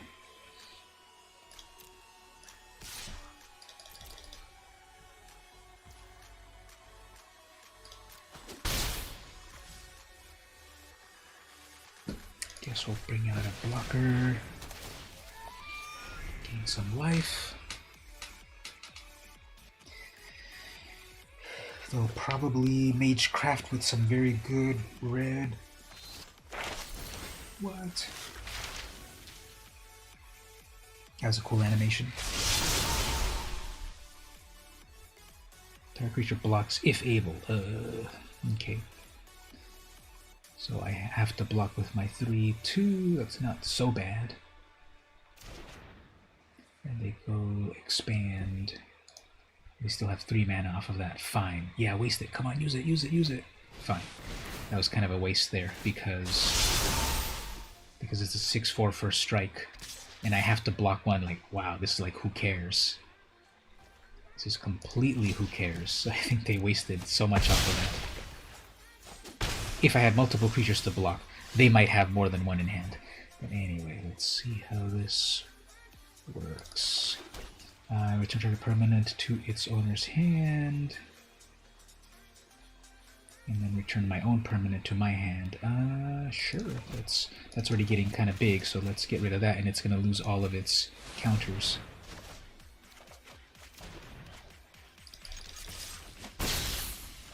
So we can replay it and lose a turn, or do other things.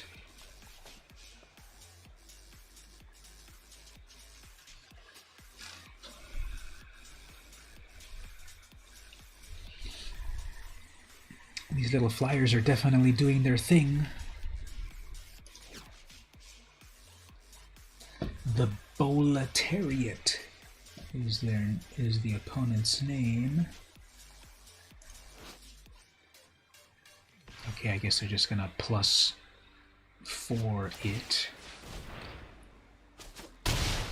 Or one time, I guess. Okay. And then recast. You recently learned that past month Unity gained visual scripting, was surprisingly easy for me to figure out. So that's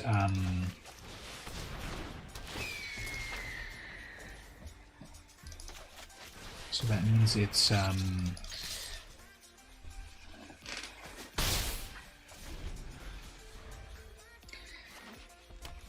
so it's more of a drag and drop sort of thing than the full coding?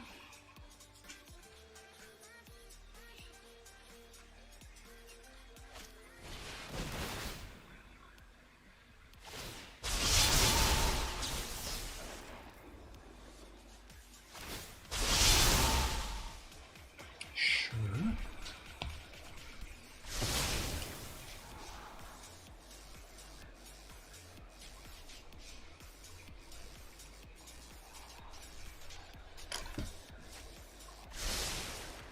So target creature gets a +2, so nothing really extra. Yep, you're reading that Scurrid Colony. It does have reach. It's more drag and drop features, but basic coding knowledge is required to figure it out. I think that's a good mixture, right? Because you have some of the visuals plus not.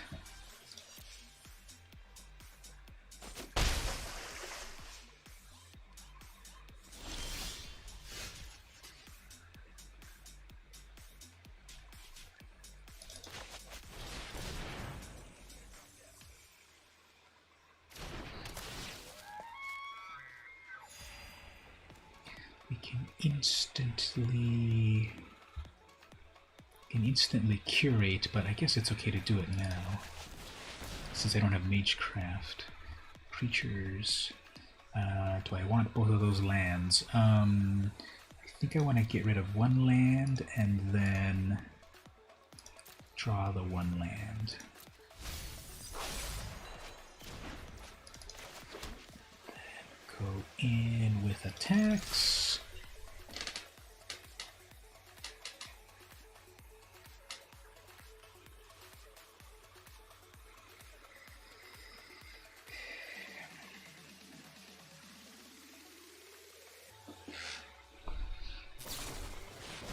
Man.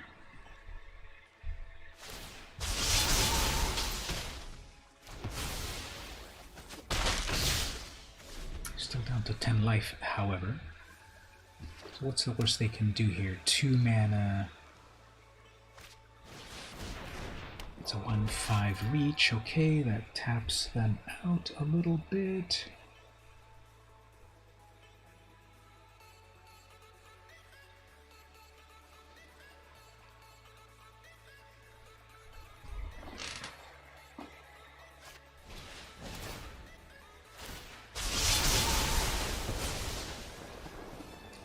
That's 3, 4, 5, 6, 7, 8, 9. That's 9 damage right there. They have 1 blocker left. Huh, they didn't pay for the final 2 to +1 that. Weird. And then I need that freaking worm to save me.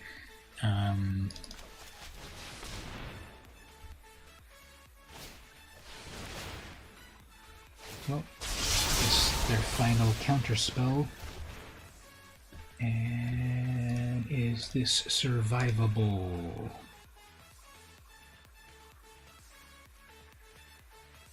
I definitely need a block, but that's got reach. Yeah, this is not gonna work.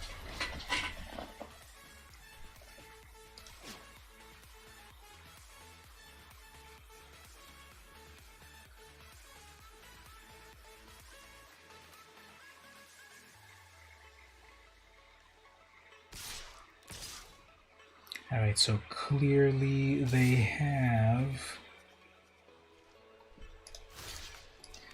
Clearly they have an instant or sorcery.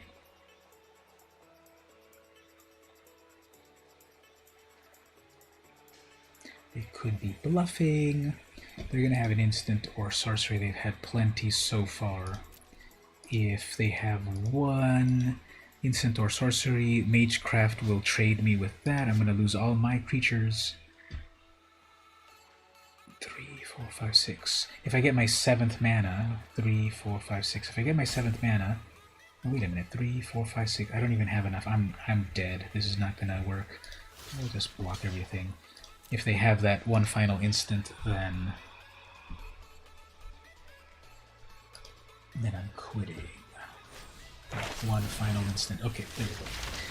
So yeah, the red-white does good stuff. The blue-green and the red-white, but they did manage to pick up all of the... I didn't get any of my own Magecraft creatures out there, so I was very disadvantaged.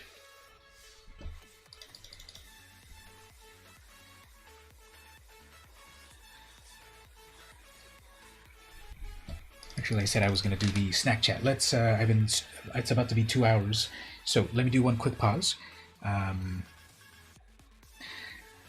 The deck is working, except for this final game that just happened right now. I wasn't able to... They had too much advantage. It's been working so far. It's been a little slow, but it's been working so far, too. And I lost one. So I was going to take a quick break because I'm going to do another snack chat. This is... I have some biscuits, aka cookies. So take a quick break. I'm streaming for about 2 hours. Take a short break. We'll do our next snack chat, and then keep drafting.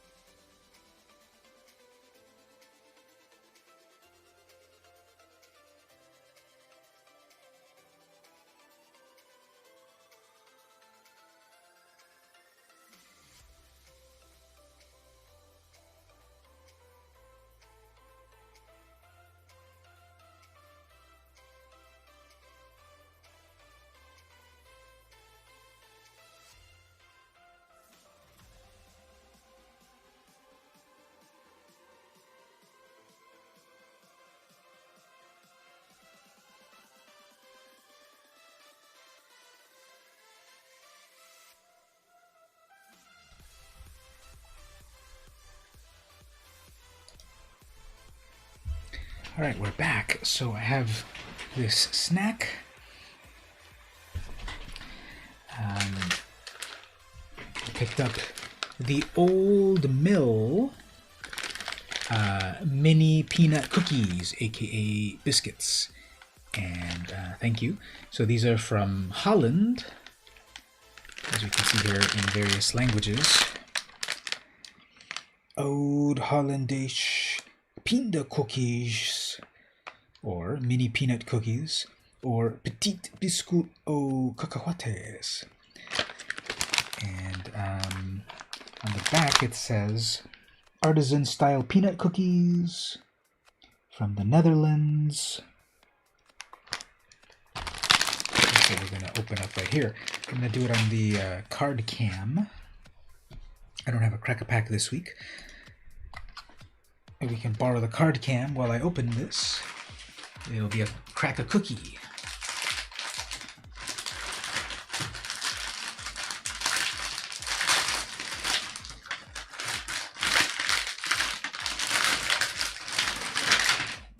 This was kind of a mess. Whoops.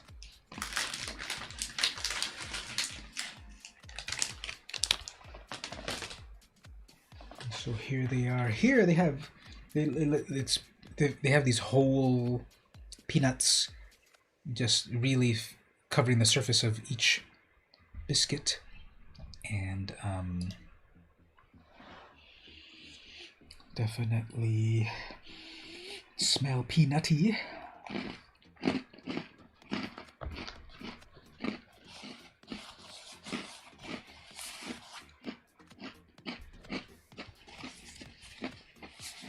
Very crunchy, extremely crunchy.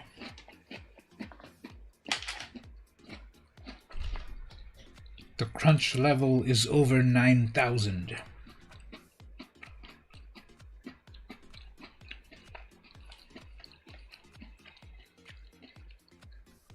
And it's two kinds of crunches. The sort of brittle crunch of the cookie itself, and then the crunch of the peanuts, a more organic type of crunch.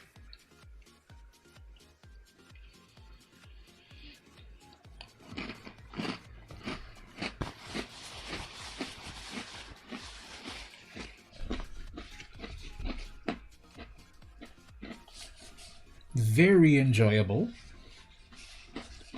4 out of 5 stars. 4 out of 4 stars. I don't know what my scale is, but the top rating.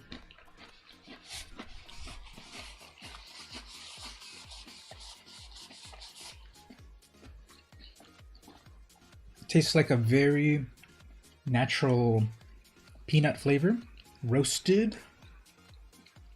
Not really any. It doesn't really stand out any butter flavor, but I really enjoyed the two contrasting types of crunches, the cookie crunch versus the peanut crunch. Very good flavor, very strong flavor of peanuts. That was a really good cookie. So they were imported all the way from the Netherlands. Anywhere specific? I cut the package, I can't really read it. Ulterterp Holland. So that was our second snack chat. I thought that was some very enjoyable cookies. Back to the game. I'm gonna have another one. I'm gonna have to mute it. Is it too loud? You can really hear the crunch on it, right? So let me mute myself for a moment while I enjoy one more.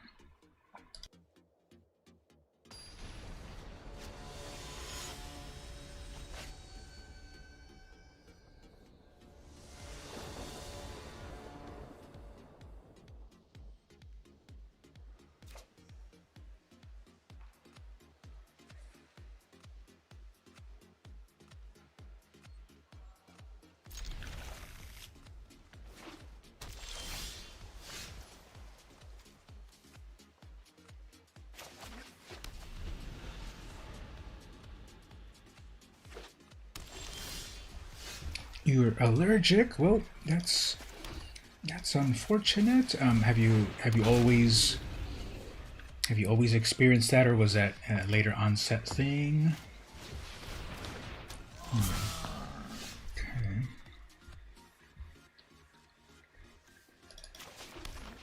I'm setting myself up here for. I should just for fun equip flying. Oh, actually, that's even better because if I attack with it, then I can. What do you call it? I can loot. Actually, I'll just toss this in the graveyard because then I can bring it back. I cannot unequip.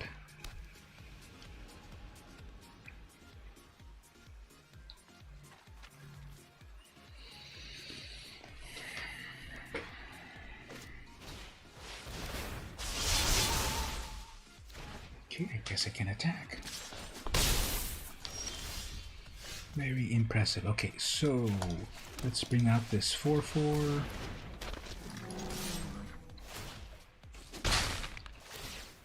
Draw and discard.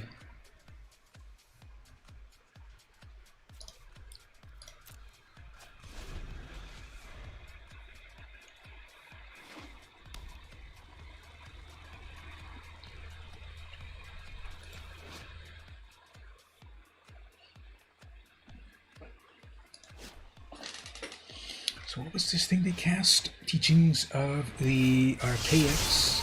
If the opponent has more cards, draw 2, draw 3 cards if the has at least 4 more. Fine. Look at the top cards of whatever, put one of them, exile, play the exile card this turn. Okay. So they were saying that Kaldheim was one of the most complex sets recently, and then also Strixhaven is pretty complex. There's also a lot of actual math going on in the set. There's several X spells and a whole bunch of other interesting things. Uh-oh, did you have a combat trick? Well, you should have played it before. Blocks if able. Well, they get to learn. They get to learn at least. But I don't have to block. I already passed my block stage, so they might have. He's still pausing on double blue for some reason. Okay, well.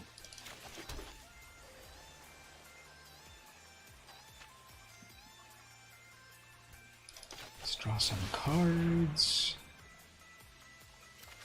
Let's try to draw some cards. Put that land onto the battlefield.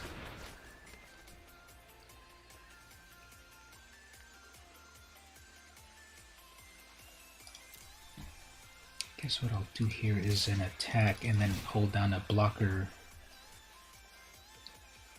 Hold down my Needletooth Drake in case they attack again.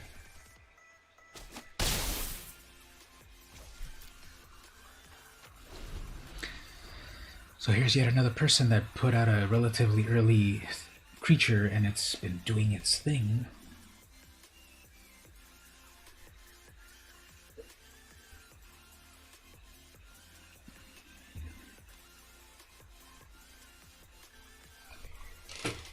I guess what I could do, if they Magecraft and attack me with a 3/3, I can Arcane Subtraction to weaken it, and then block with my... well... I guess I'm fine losing it.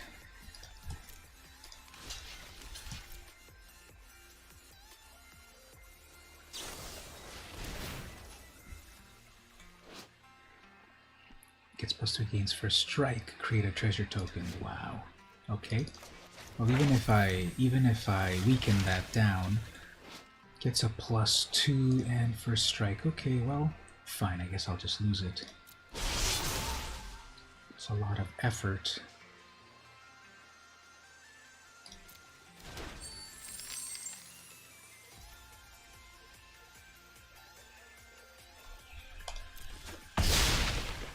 No trample. Very surprised that the... Come on, where's my tapper? That's not my tapper. Okay. It's gonna come back in a moment.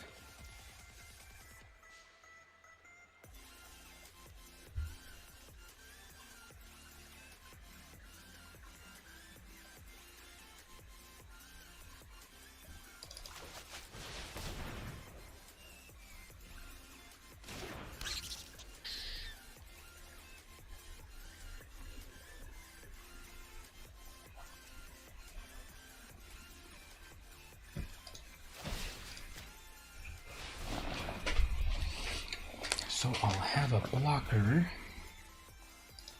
We have 1 mana left. Guess they're gonna shock it.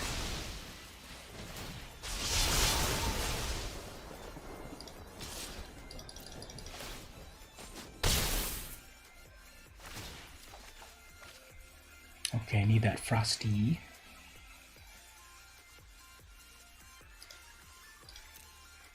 I hope they cannot do 14 damage at this point. Frost Trickster will be very useful to tap them down. I can't believe that they've had this one common...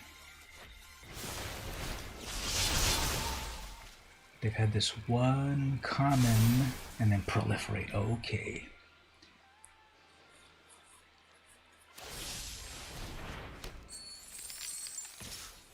Fine. Hopefully this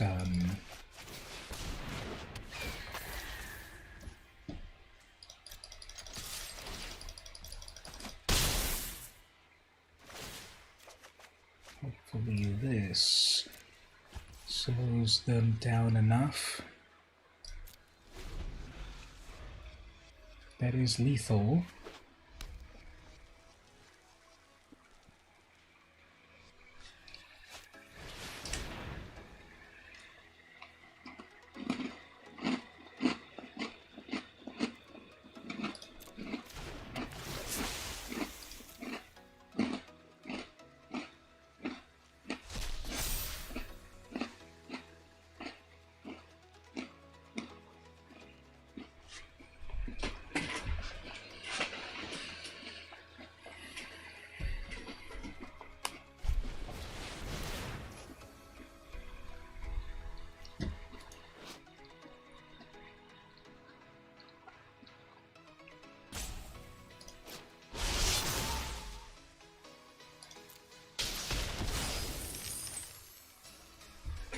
Okay.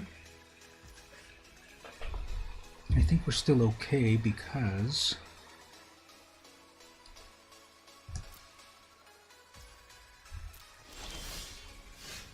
with Snow Day I can, if it doesn't get countered. Wait, what is happening here? Tap up to 2 target. Oh yeah, and then I have to ward. Okay, so it does tell you. 4, 5, 6, 7, 8. Do I have 8 mana? 4, 5, 6. I barely. Oh, great. Barely have enough mana. So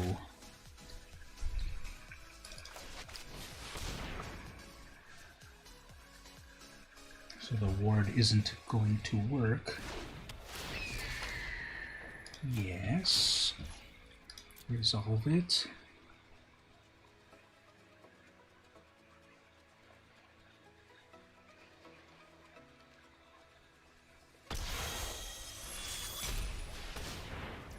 Two mana left.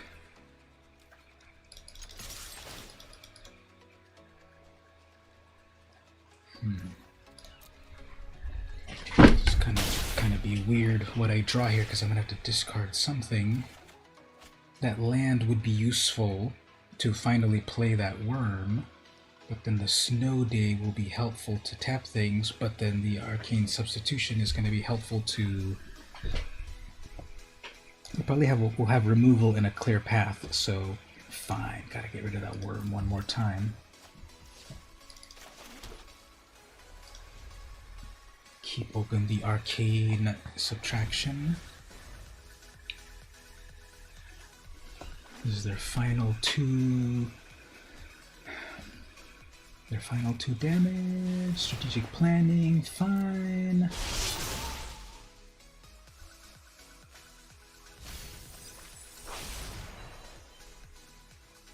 Okay, anything else? Pistol class.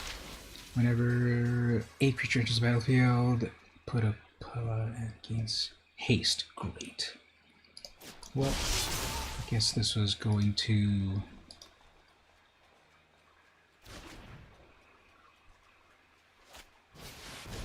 That's a 2/2 flyer.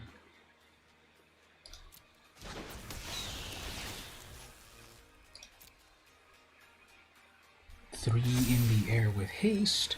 I think they've got 2 mana left. Hopefully none of that will be able to save them. Let us weaken this down.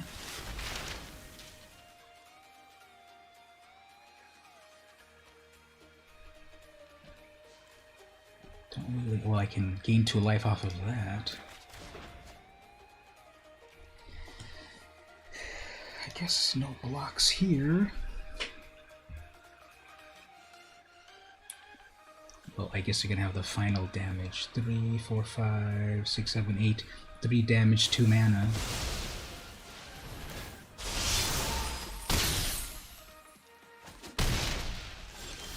Oh, so close. So close. 2-1. 2-1. Math! Math! I was worried. I was doing the math wrong in my head when they were going to do their final instant. Wow, that deck was good. Yeah, the red focused deck. This was red, green, and blue, triple colors. So that was a nail biter. That final hasty creature with the extra little damage. That turn 2 Pledge Mage. This, how can that be? Like the, and depending on the opponent, of course, that 3/3 defender would be completely worthless. But this had me on the ropes since the beginning. Hey, Gabe. So this had me on the ropes just since the beginning with that Magecraft and tokens and everything until they finally ran out of steam. And then they did their math wrong, and I got one final. Wow. It was good in that I won, but it wasn't good that it was stressful, that I thought I was going to win, then I thought I was going to lose, and then I won. You're hoping you can learn your coding quicker with visual scripting, since you're more of a visual learner. Drag and drop definitely helps.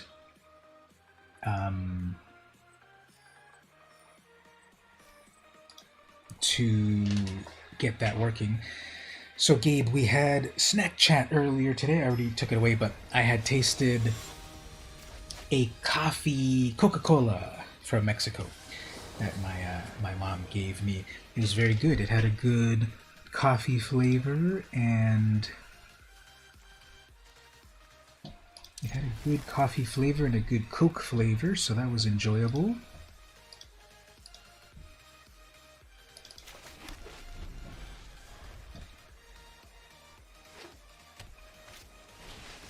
Yeah, everyone's playing these things way better than me. That they have their turn 1 things, but okay, here's my Magecraft creature that can get out of hand. So as long as I get my 3rd mana and I can cultivate, we will be good. Oops, let's see what are we going to do here. There we go, 3rd mana. Let us attempt to cultivate. Good, and we'll go get 2 lands, put 1 down. That is a 3/3. I don't think there was any pausing for instants and sorceries, so yeah, take it. Just wondering, does Southwest have any coding classes that teaches visual coding? No. Well, I can't actually say, because the ones that I teach are not exactly...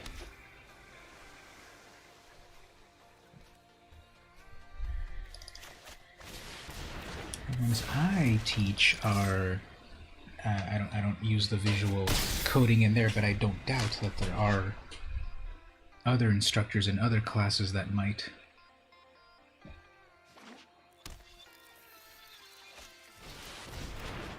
Alright, so they're building a good board presence, but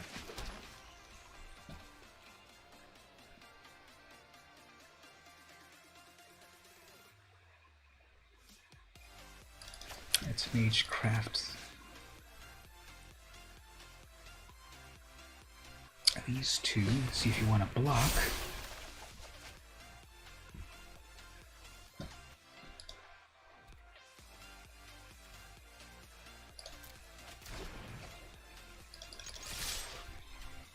Do you want to block? That's 7 damage.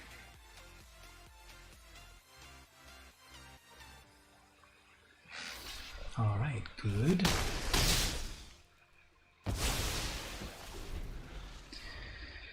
Next turn, Frost Trickster to tap their Storm Kiln.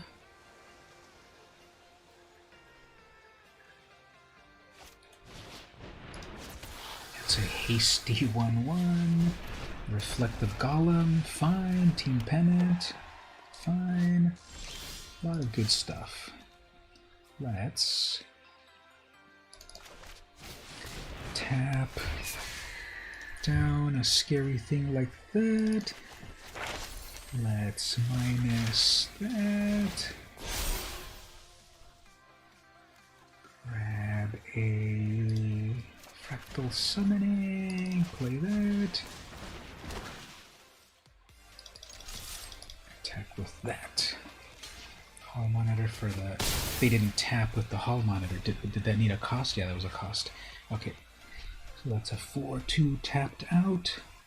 Are they going to equip +1 and Vigilance and Trample? Fine.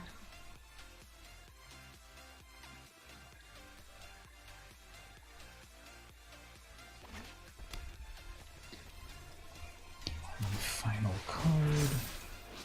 Whenever you cast an instant or sorcery, you may pay 2. If you do, copy it. Okay, fine.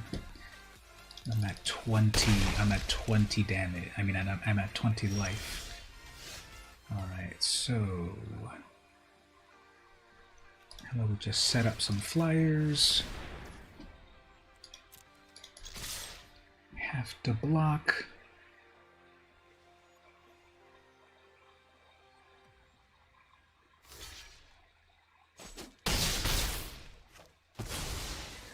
Then,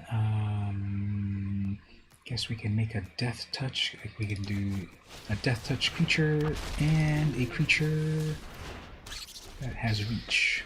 A reach creature. I have 2 cards in hand. I don't think they can do 17 damage even if I don't block anything. 1 card in hand. Okay, yeah, they're not going to do any amount of damage here. Do not care.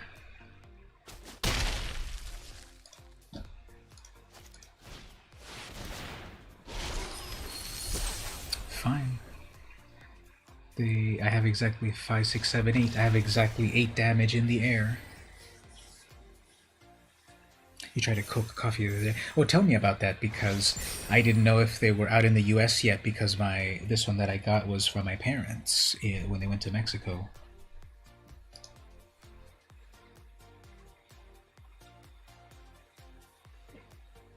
So except for one little speed bump, I think this deck is doing pretty well.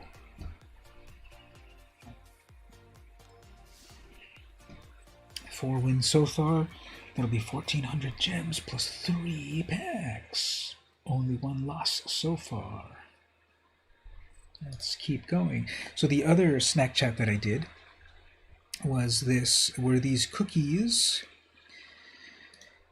These peanut cookies imported from Holland, and they're very crunchy. You get a nice sense of the crunch of the actual dough, and then a different kind of a crunch out of the peanuts. And I think it came out very nice.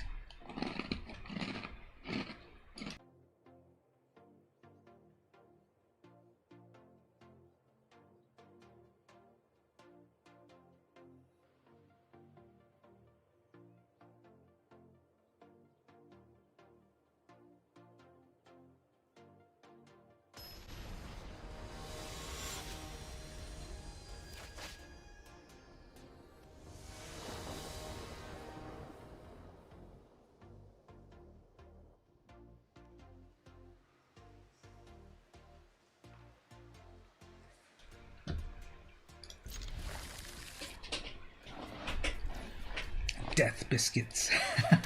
Yeah. If you had a bite of one of these, it would not be a good time, would it? Okay, all I need is 1 green mana, and I'm like 1000% sure that I will get 1 green mana. Then I'm in business. That's a 1/4. That's not a green mana. Okay. All I need is 1 green mana or any color mana, and then I get a 3/1, and then I'm in business.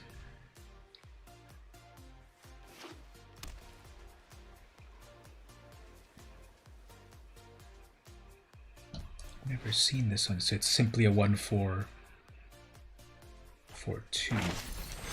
Okay, actually it's a 2/5. That's a good card. And then you go get a spirit. Okay. Seems to be pausing for one more thing, so they might have one more combat trick, but hopefully they use that up. Amazing.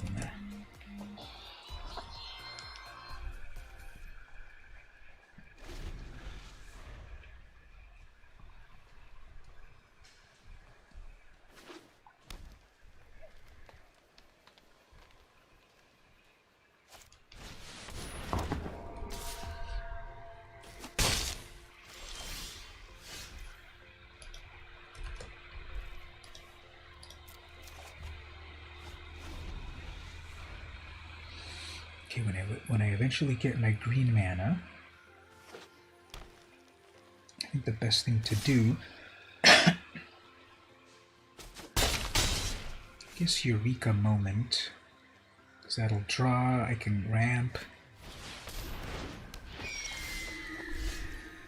Well,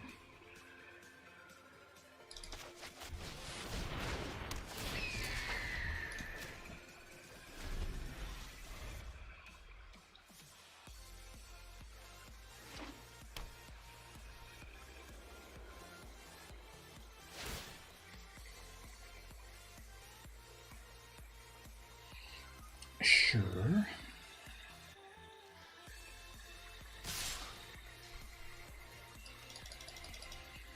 That's a whole lot of mana. That's a whole lot of mana open and a whole lot of cards in hand, so this is not going to turn out well for my poor Frost Trickster. Exactly. Plus 1 more.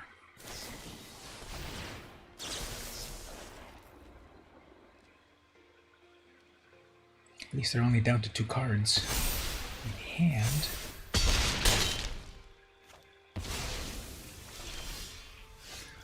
Alright, GG opponent. You can't play Magic without lands. Yeah, definitely the kill right there.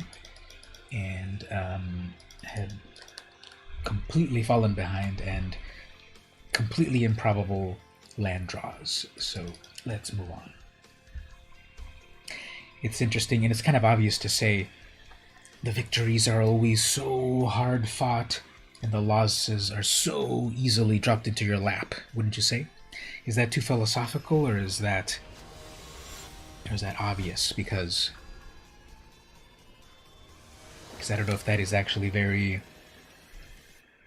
philosophical or not. Boogie Tech is the opponent. Now, to my knowledge, the people that have this little Thopter are people that are playing on mobile, because you get one of these for free when you get on mobile, which of course not everyone can get mobile, so that is, it would be nice if they could. Okay, so if I can, both of these are put counters via Magecraft, so hopefully if I cast my Pledge Mage and then I can do a spell or two, both of those will add up nicely.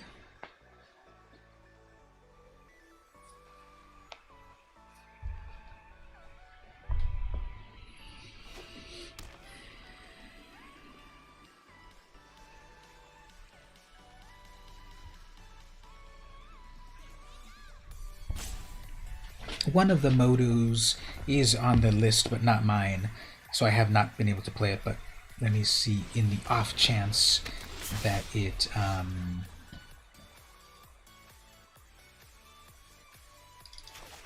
me see, in the off chance if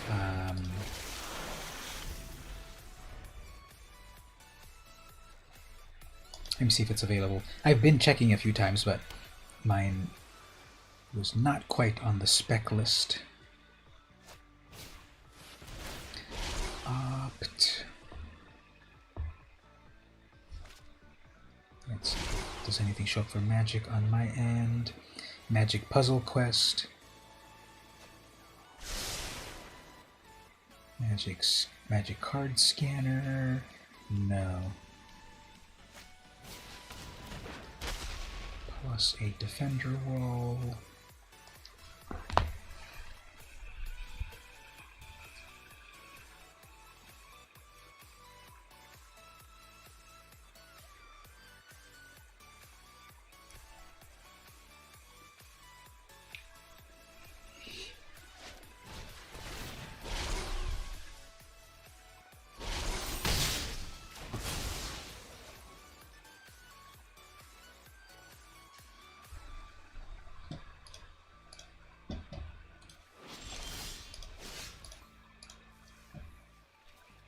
And then now I'm missing land drops. Okay.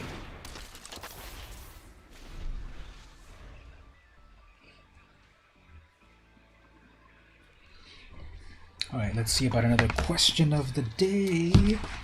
What's a recent one?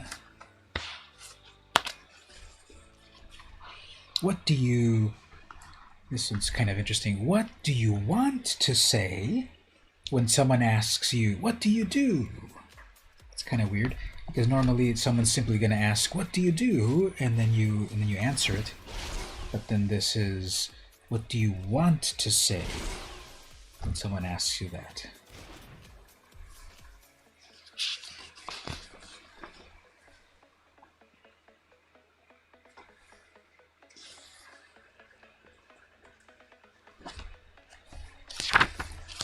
This is the point last year where I didn't answer questions for a little while, and I don't have my own answer from last year, but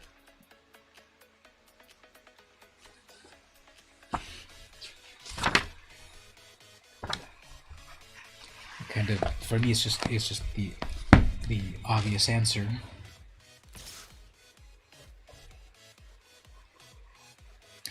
Alright, so the opponent has revealed a Snakeskin Veil, which gives a creature +1, and hexproof, and they also have the ability to mill themselves, so there's no reason to double block all of this. If I get my next mana, well, right here I could have... No, well, they would have still Snakeskin Veiled. Maybe they'll get greedy right here, and they'll put the +1 on it right now, but I have the Burying Books if I had the mana for it.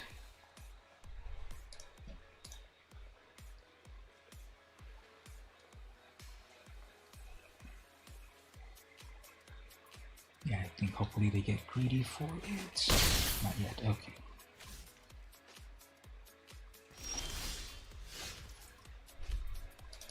Finally got some Magecraft going on.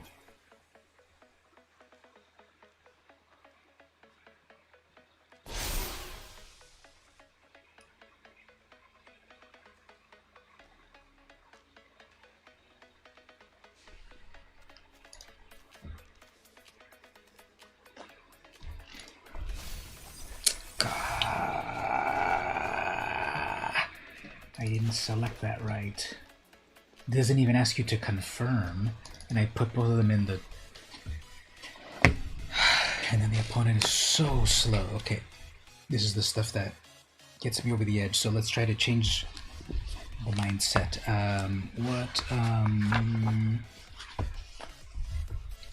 What else? Let me see, is there any good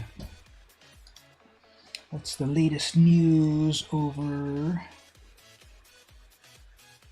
Did you hear there's going to be a new tournament? I'm not going to enter it. Well, yeah, I think I probably will enter it. When is it going to happen? May 8th. And yeah, let's look at something more interesting than this game. So there's a new Strixhaven, May 8th to the 9th. They're going to do another sealed event. There was the one in February, but then in May is coming another one. And this is the one that's got best of 3. Oh, okay, whichever one of these you get one of these card sleeves. Best of 1 match versus best of 3. And this is the one with like real monetary rewards. No, actually there's no reward gems, qualification, 4 wins. Yeah, this is the one that's got actual, so you can win up to 2,000. You can win up to 2,000 real dollars off of this.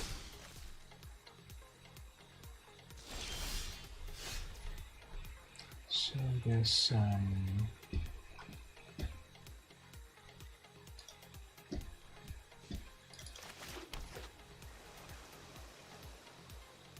okay, so that's a sorcery. It's not even going to help versus that snakeskin veil.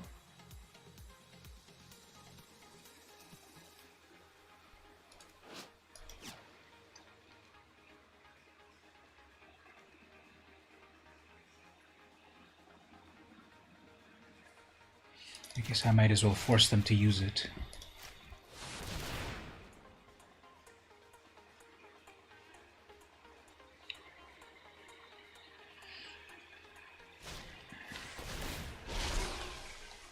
Well, that's a counter spell.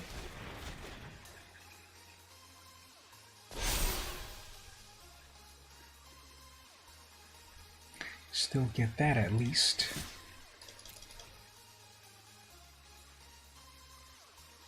If they use that final snakeskin veil on that wall, I guess they could do that. I think that's kind of a waste. I guess they will do it.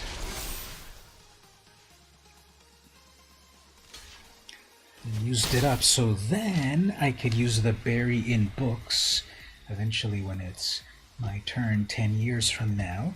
So let's get back to the web browser. So that is one event that's coming. Speaking of snakeskin veil, here is the full art. That's the card they're using right there. So here's snakeskin veil, with a lot of great detail. You have all of this kind of group of swords. Cool looking guy who drew this. Anato Finstark. Very cool design. You can check on the upcoming events going to the website dailymtg.com. Right, so they're all tapped out.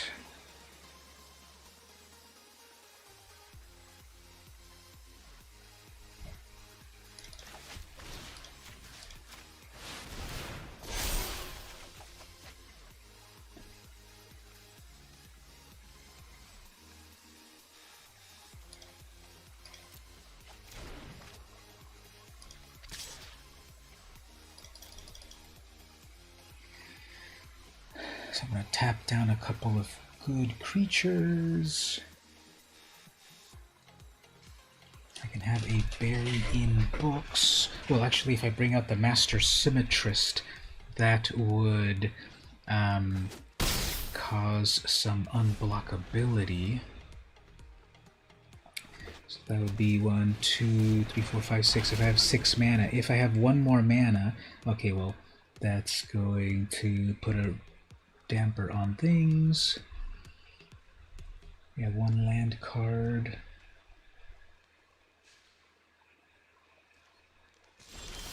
Okay, ooh, okay, that's what I need. So, let's tap down that.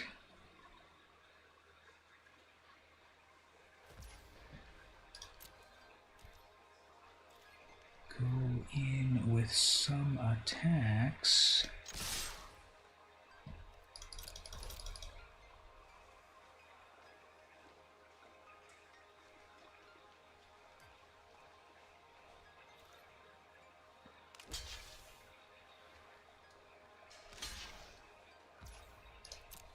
Okay, that's good.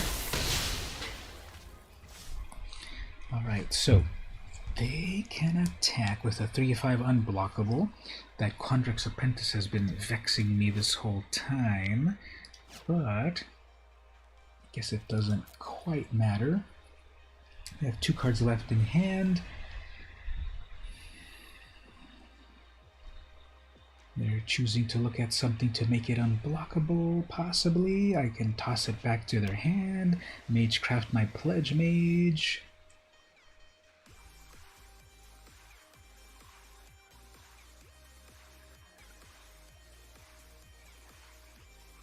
It doesn't matter if they even pay to make anything unblockable because... Okay. Make it self-unblockable. Fine.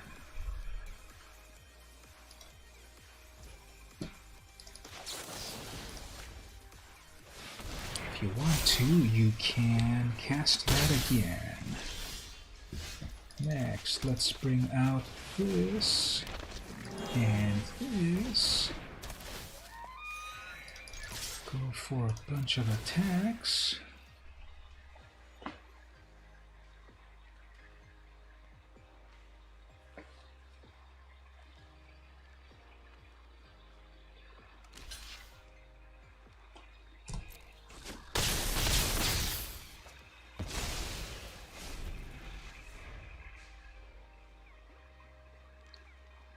Hopefully they're running out of gas on their end. I'm out of cards myself, so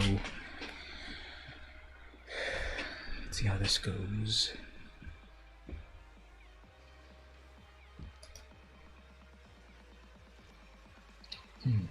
Passing, okay, that's good. So, I am going to send some things just to pressure them.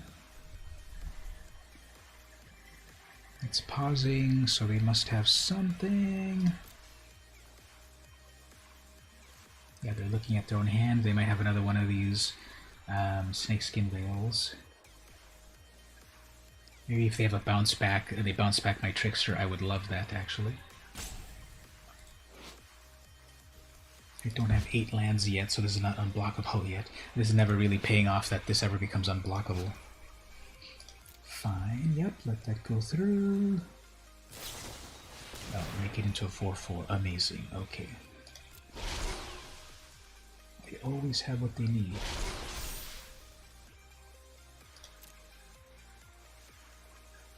That you already let that pass, so... Or are they still in their blocks? Block phase, yeah.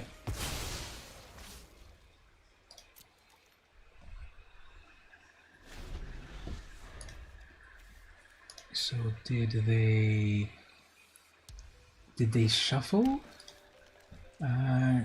Create a base, whatever. Did they shuffle? No, they still have that one unblockable thing? Did it end up elsewhere? Oh, they create a big old fractal, I guess. They top deck that, didn't they? Okay, this will let me scry. I don't know, I haven't been doing that, but let's go ahead and scry. That's just a ramp.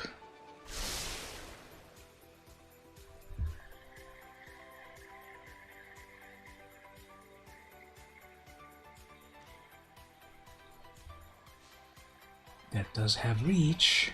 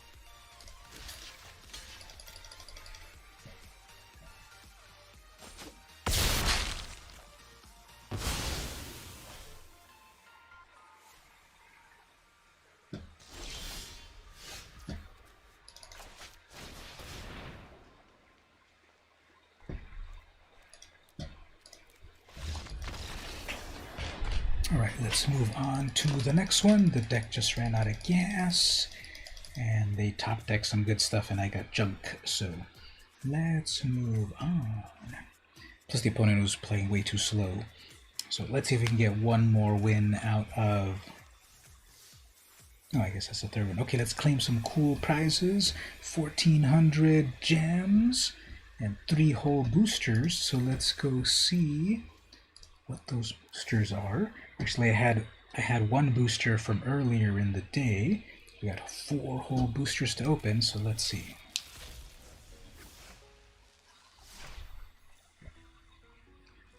Village Rites with very cool art. Honor Troll.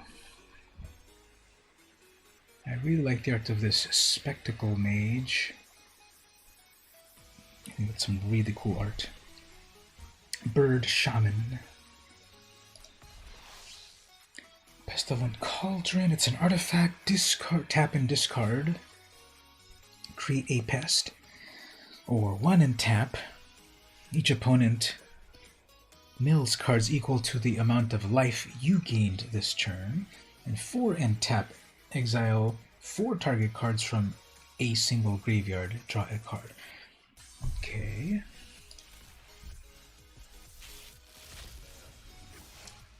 And over here, I got a Flunk, Agonizing Remorse,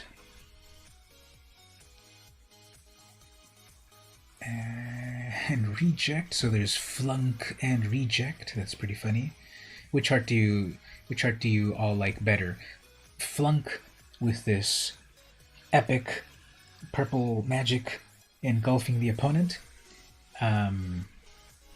or Reject with the goblin getting stamped on the head. And then the flavor text on Flunk, it says, "I assure you, no one fails my course more than once." And that was Ambrose Silverquill Dean. The flavor text on Reject, "Grux, for the last time, you have to do more than simply shout apply at the administrators." What? For the last time, you have to do more than simply shout apply at the administrators? What does that even mean? So they want to apply for the college and they just say apply and then they get rejected? That doesn't even make sense. And that is Pavel, admissions officer.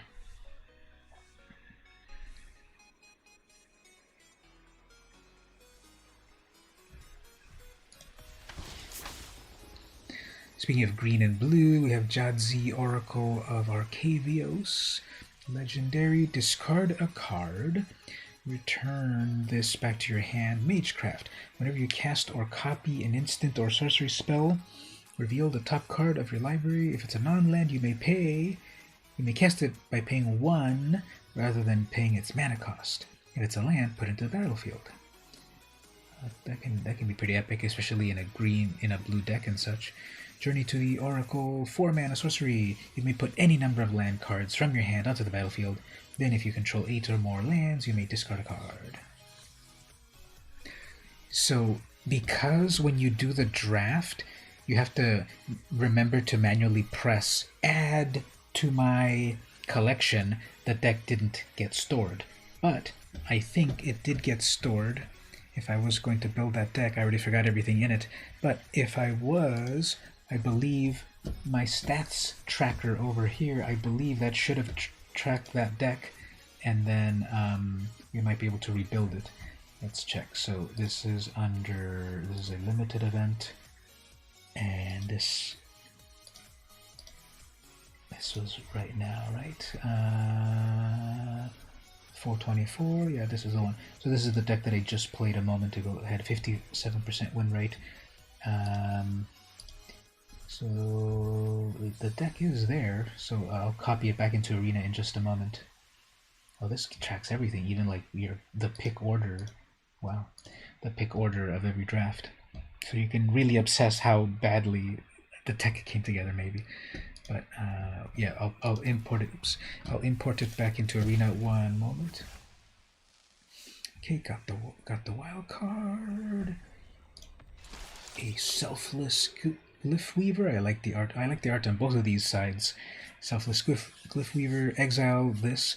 Creatures you control gained indestructible until end of turn. So this is, so they had like recently Alseed of Life's Bounty, and they had that one dog that kills itself to help everyone, and now here's this one that makes all your creatures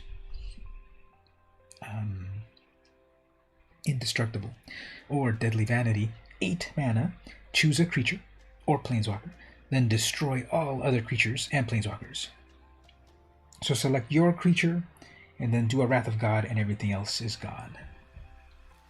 Relic Sloth.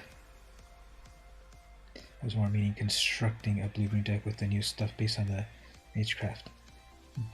Based on Magecraft, not on the actual, not like fine-tuning the draft deck that I made. A full constructed deck out of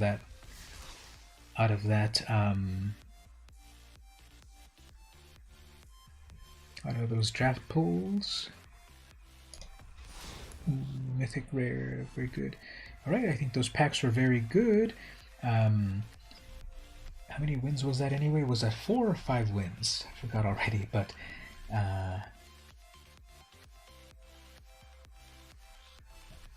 it was 4-3. So according to the stats over here, if these are to be believed on this last event that I just did, so 57% win rate, that's good. On the play, I only won 40% of the time, but on the draw, I won 100% of the time. So every time I drew, I won.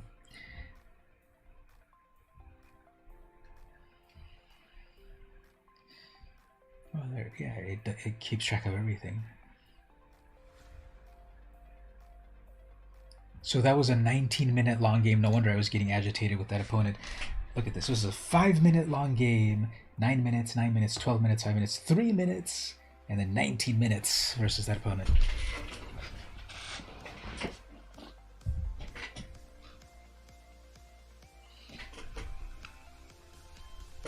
Okay, let me re-import those cards just to have it, and then we can play with them a little later to tweak them and such. But go back here, copy to MTGA, come back to my decks, import. What should we call this deck? Which we will eventually tweak into greatness.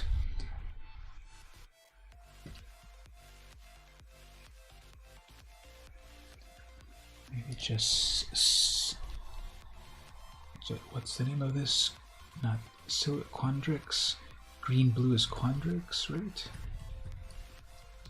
We'll just S for standard. These are all standard cards. And we'll put the Quandrix sleeve with Zamone here.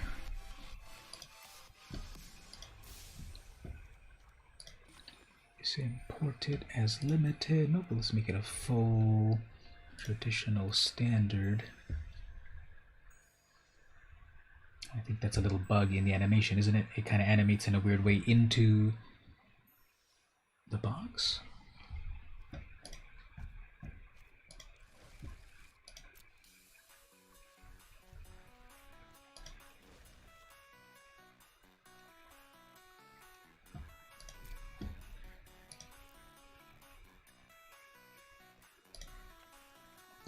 They changed the sideboard, and I think it looks really weird.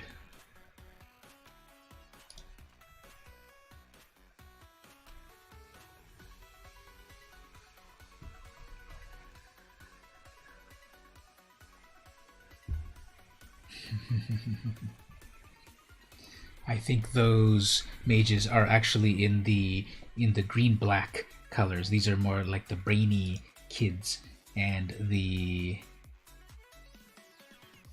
green-black in this set is are more of the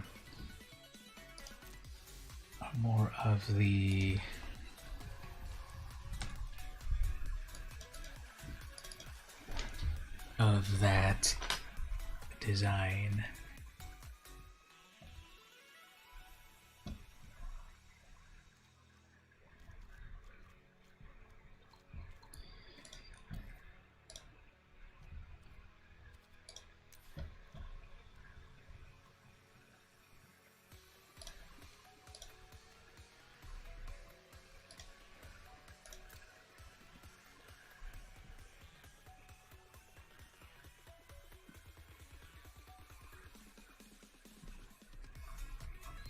So I'll put it here for a little bit, and then we can craft it and such in a bit.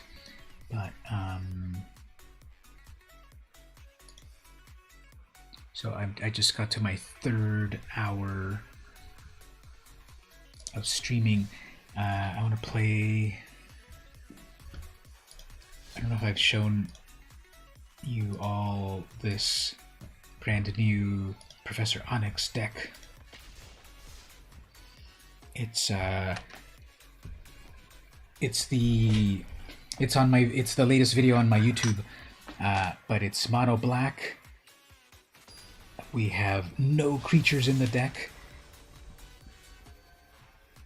That's a lot of black control, creature removal, a little hand disruption, just really messing with the opponent to get out Professor Onyx, and getting to that -8 ultimate to deal 21 damage to the opponent.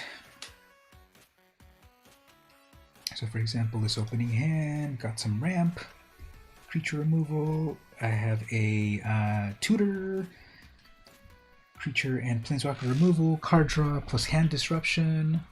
They have a 7-mana commander, so it's nice and evil. Our deck is nice and evil. Let's see. I've had several. Oops, I'm gonna get duressed. I've had several.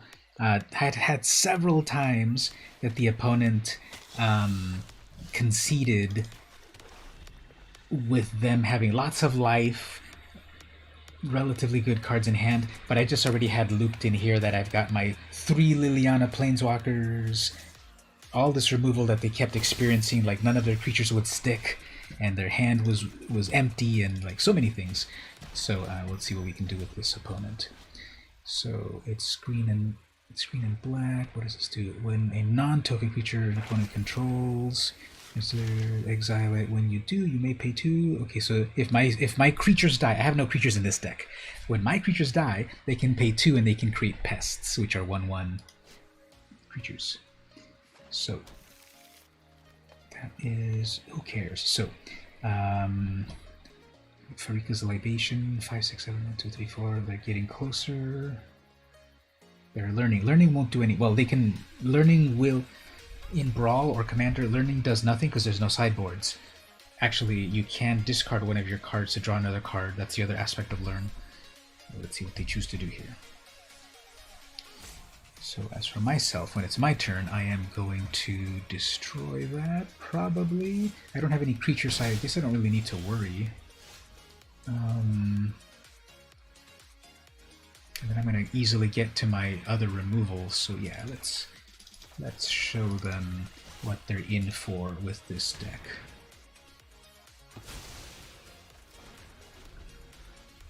Farika's Libation, because it's an edict effect, actually also deals with hexproof creatures. Okay, I'm at 4 mana. What is this? It's Trample and Lifelink. I guess I don't really have to worry about that. And they're about to cast their own commander in a moment. 4, 5. I'm gonna have. Oh, I can go tutor. Yeah, let's go tutor for something. Strike terror into their hearts with yet another. With my other Liliana. Where did she go?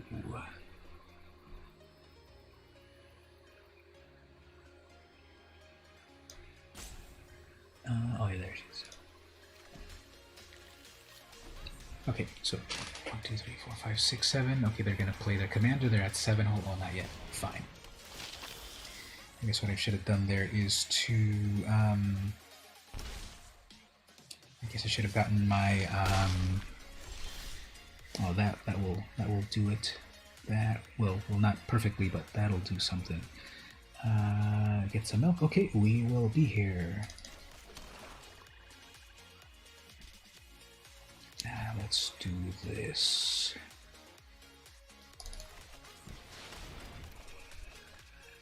Turgid's Shadow plus Shadow's Verdict.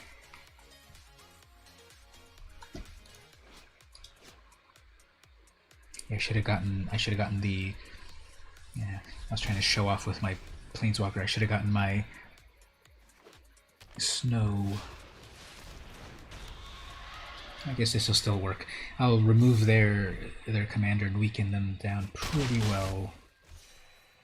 30 life at the beginning of each upkeep. Okay, that's annoying.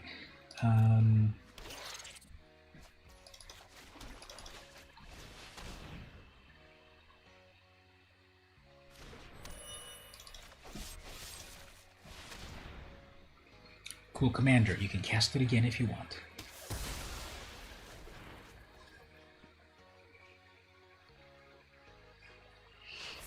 Turgid's Shadow, then Shadow's Verdict. Yeah.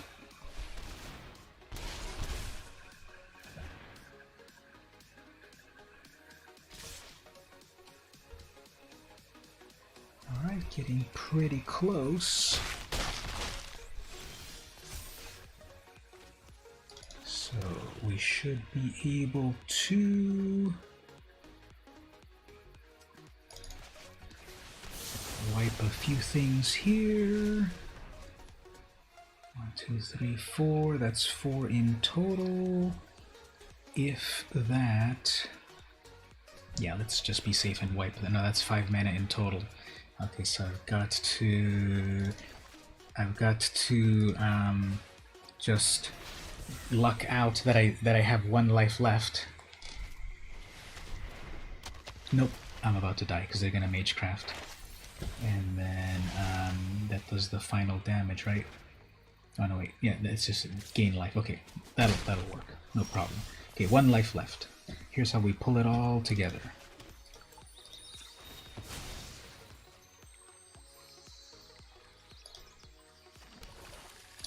Wipe the board.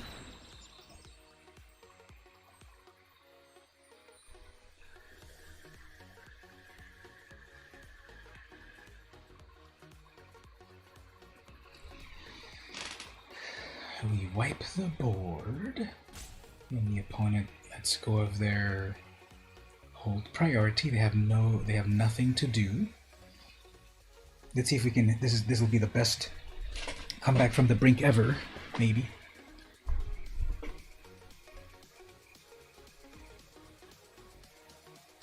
Because that'll wipe the board. Then I still have enough mana to summon Professor Onyx to start uptaking her. No, actually, I cannot summon Professor Onyx because that will deal damage to me.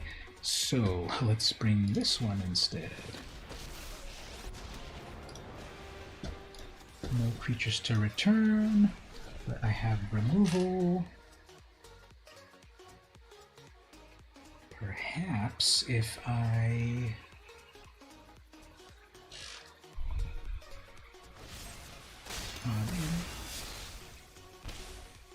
That's lucky. One way that I could improve this deck is I can put the snow-covered lands in it, because then if I do the board wipe, I can bring back a Planeswalker.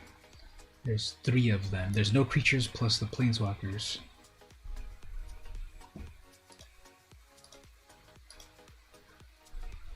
So we probably want to replay...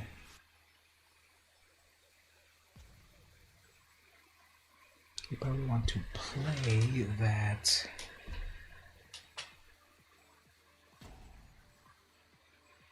Murderous Rider. Well, it's double black to play it. They can't play that, so they might have a land drop, or they might have one... No, they do have double black. They have the Triome. No, that's the Unknown Shores. Yeah, they have double black. Why don't they play it?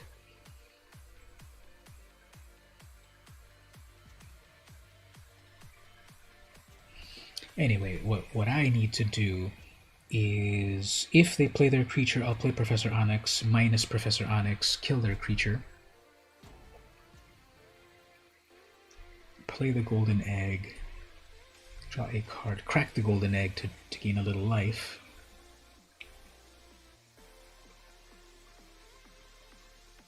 I don't think that their strategy is so amazing that they need to take this long.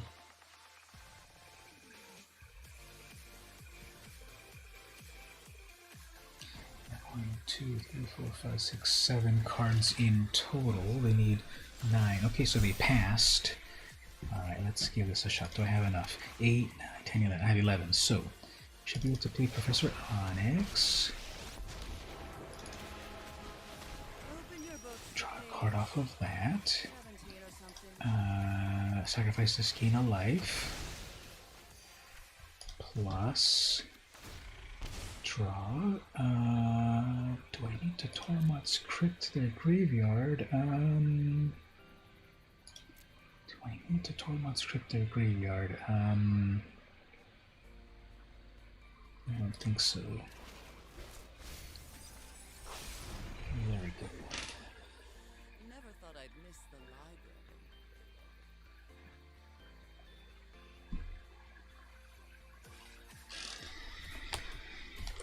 So if they have removal here, I can just recast her, no problem.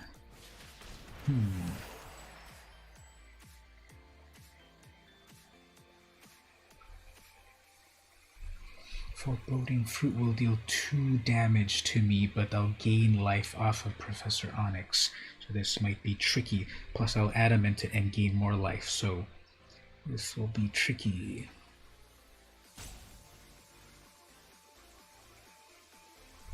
Just to do the math right, I will lose 2 life. I'll be down to 1 life, but then I'll gain the 2 life back from Onyx. Then I get the food for more life. Okay, I think we can do it.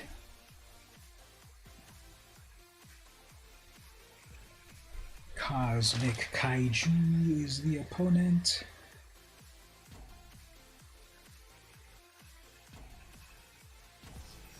Okay, that's weird. Yeah, yeah. Don't worry about the life, unless they definitely have. Unless they're like a red player that deals damage, it's not a big deal. I've won games with this deck that I'm at 1 or 2 life, and then because they see that like I've got my combo going, and then they say I can't get out of it. They have something still in hand that is pausing them, maybe? I don't know what's going on here. They're trying to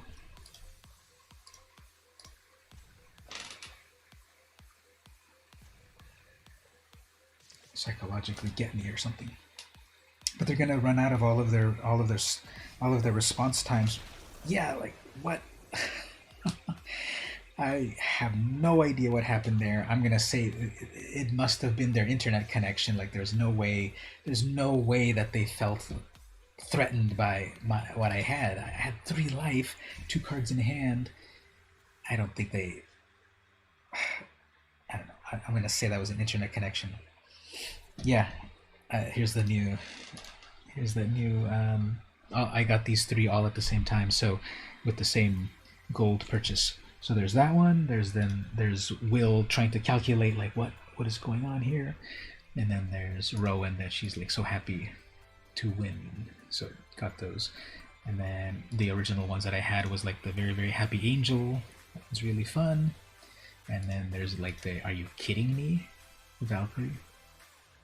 Yeah, it was probably the internet connection, right? I can't believe that they thought I was...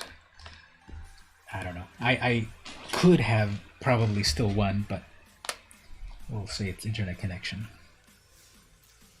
Yeah, I think they would have kept playing, so let's play another one.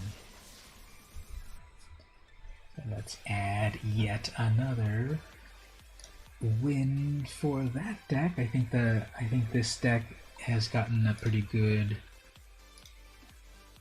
win rate as well. Let's see, what do we have?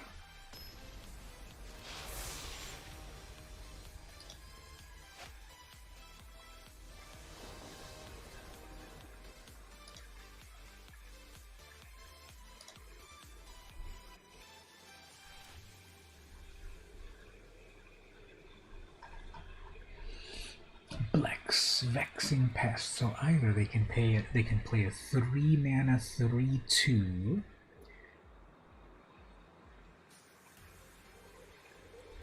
or they can pay a 4 mana sorcery. Look at the top 5 cards of your library. You may put any number of them into your hand, and the rest lose 3 life. Okay, that's kind of interesting.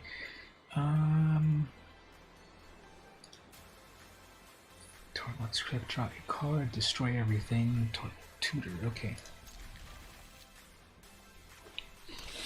Nothing on turn 1. I, on the other hand, on the turn 0 play. The only thing that I don't like playing that on turn 1 is that I have to constantly press the pass button. There we go. Okay, so then I draw a card. We play 2 turns with nothing. I draw a card. I will play a mana rock next turn. That will get me to my cool removal. I'm not playing anything yet. Okay, very good. It's your funeral. Double mana off of that. So I have 3, 4 mana. Oops, missing a land drop. Huh, whoops, they missed the land drop. Okay, that's fine.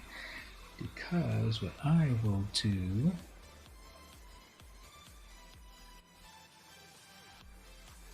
I already have my blood on the snow.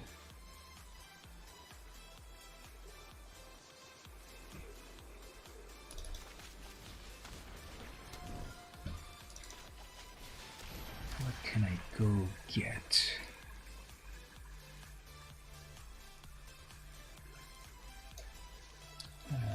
Memory leak. I think that'll cause them to rage quit. If they miss another land drop, then I can memory leak them, and then they're duressing me. So okay, fine. You can see everything that I've got, and a lot of good stuff. Let's see what scares them. Oh, Ugin. Okay, perfect. Perfect. Because then I get to do the same to you. What do you have? Okay, Murder, worthless. Feed the Swarm, worthless. Spider, that exiles my Planeswalker. Ramp, grubs. Okay, so I don't like that. Feed the Serpent. And I can eat my egg. There's their tapped green mana. So we can cultivate.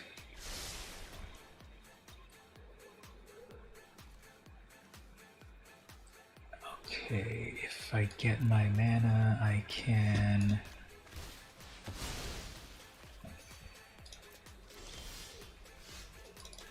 have my commander, right?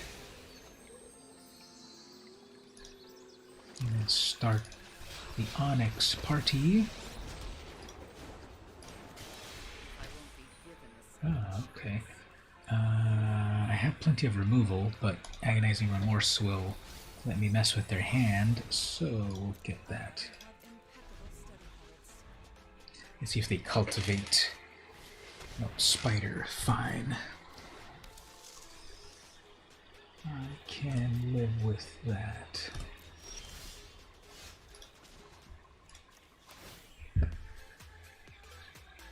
Oh, they're gonna Village Right it for card. Okay, they're gonna card draw off a Village Right, which is fine. And then I can Agonizing Remorse to see exactly what they got. What did you get? Arastra, that's a good one. Let's get Arastra out of here. Then we can get some card draw.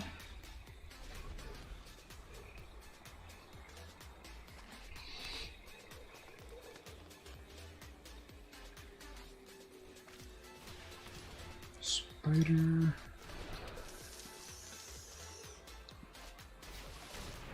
Cultivate.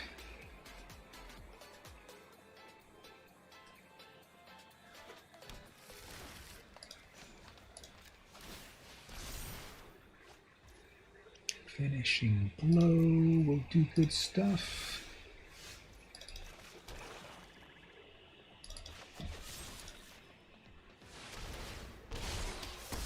Magecraft does its thing. Forever Young draws me cards. Let's go dig. Magecraft does another hit.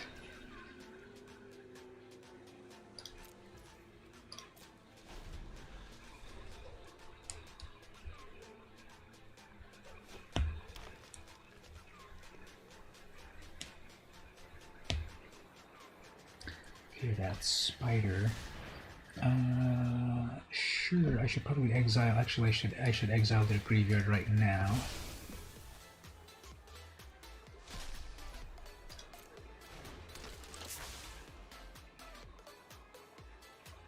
That has Ward.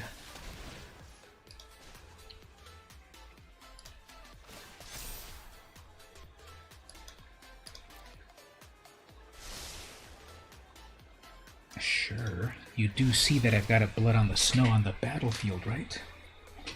Oh, never mind. Okay, how many things are going to take off the top? They only took one thing off the top, eh? Fine. Pay 3 life off of that, I guess. I can live with that. Actually, even better is I don't have to...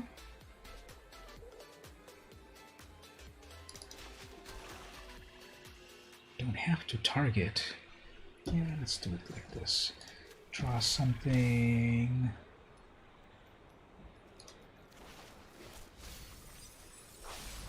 That is Never thought I'd odd.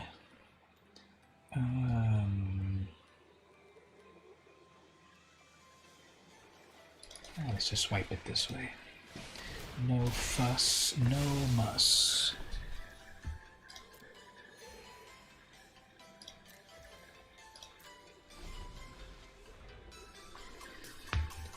The Soul Guide Lantern, I always forget to use it at the right time to clear out their graveyard. Sarulf is in there. At 29 life. Since I am coming up to, I guess, the 4th hour, I probably, after this game, I probably will wrap it up. And it's getting close to midnight as well, so we'll see. Sure.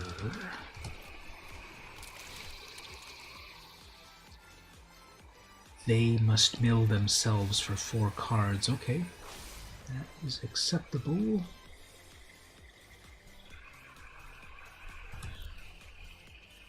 We have Murder, which is worthless.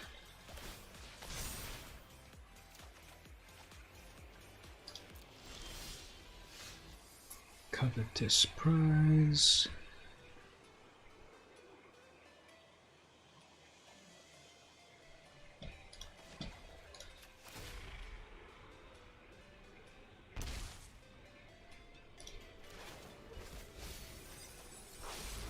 Come on, there's gotta be something useful. Ugh.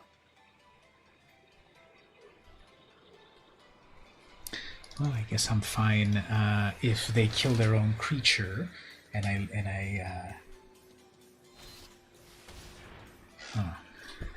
fine.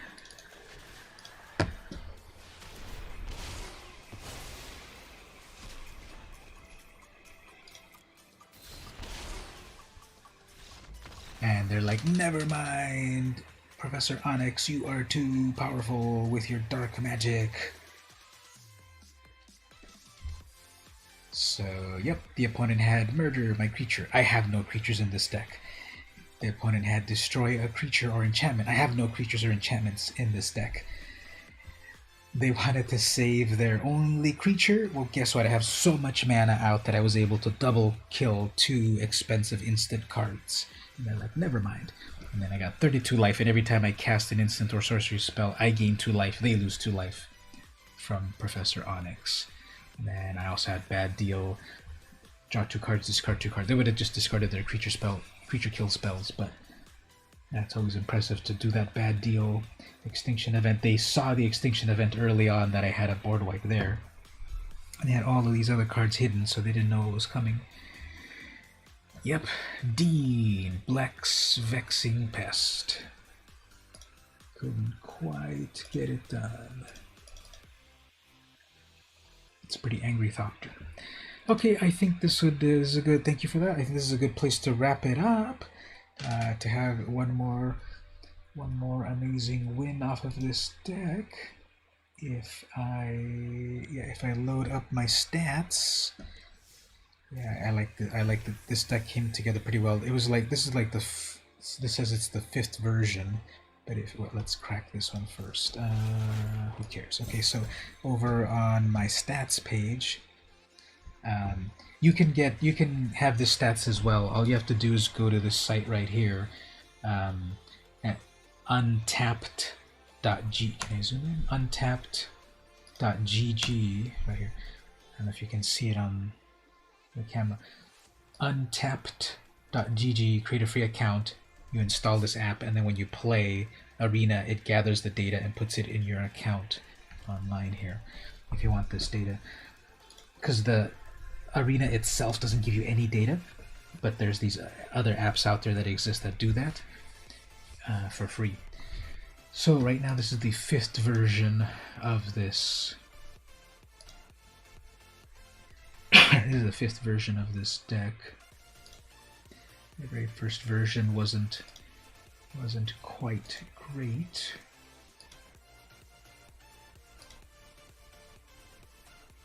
And then after that I tweaked it a little bit. That one also wasn't too great, version 2. And it went into a version 3 with even more tweakings. That one was 2 wins off of that. Then on version 4, that was 2-1. So I guess it's been this 5th version. This is the final one, and this has some real stats: 12 wins, 3 losses. So 80% win rate. Hey there, Gabe. Yeah, you moved over to the YouTube, huh? So the 5th version here, the 5th version has been an 80% win rate. If you add up all of the versions of the deck, it's a 69% win rate, 74% wins on the play, 57 on the draw, 18-8, 3 hours of gameplay on that. So yeah, this has been my latest deck video on my YouTube, and I put the announcement of it on the Discord if people want it. Twitch was choppy. That's unfortunate. So, yeah, those are my stats on that deck.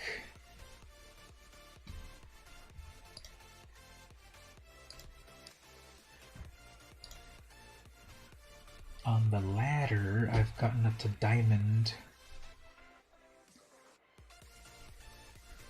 On the ladder, I have 57% win rate.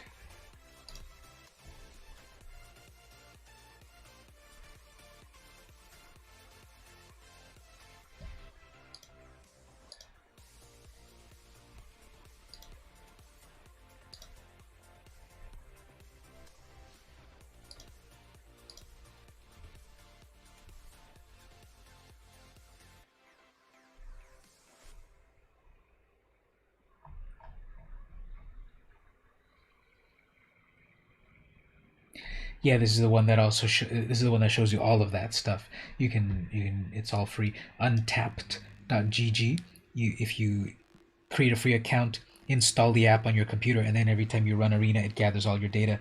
So this also shows you your draft orders and all of that stuff, draft picks and every opponent and all of that.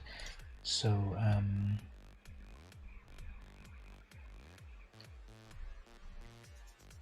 so 66% win rate on the ladder, 101-52, 18 hours. This doesn't seem right. I think I've played this game. I think I've played this deck way more than 8 times. Sometimes the data gets a little weird. So it's got 61%. My cat deck, the Ulamog, look at that Ulamog. 63 to 28, played 7 days ago. I doubt that. I thought I played it a couple of days ago. Like I said, I thought that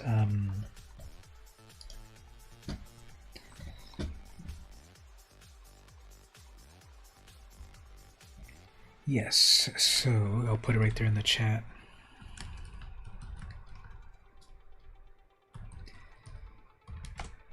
There's the link right there in the chat.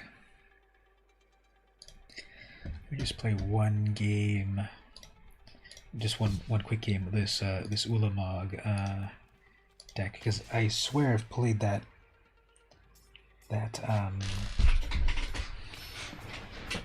more than once.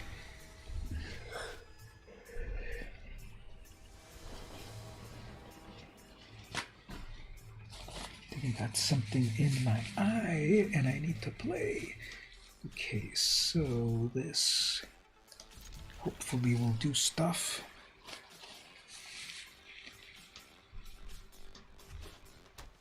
Turn 1 Llanowar Elf. Okay, so we're playing. Okay, they mulliganed all the way down to the best elves. So I'm gonna need my. Oh, it's Gruul. Okay, so I'm gonna need my. Oh man, closest is amazing. I'm gonna need my board wipe.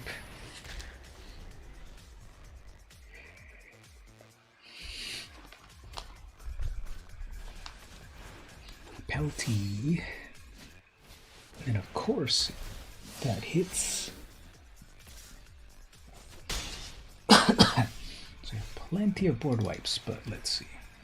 So if we play this, and we can play this, then they might have an Ember Cleave. That'll hurt. If they don't have an Ember Cleave, we'll be in good shape.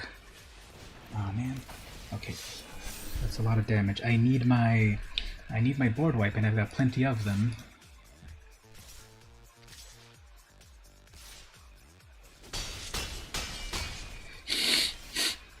Well,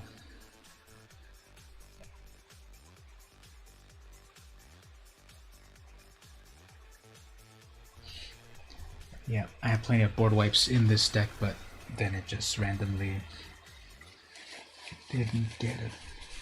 Alright, let's end it right there.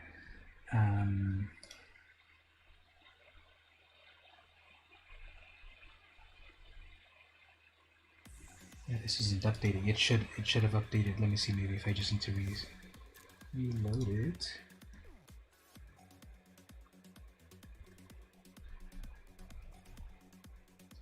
Alright, so it did update it. Okay, 68% win rate, less than a minute ago. Okay, anyway, the deck works, but I'm pretty sure I have like 4 board wipes in the deck, and that would have definitely taken care of the opponent, but didn't come up. Okay, well, let's wrap it up at this point.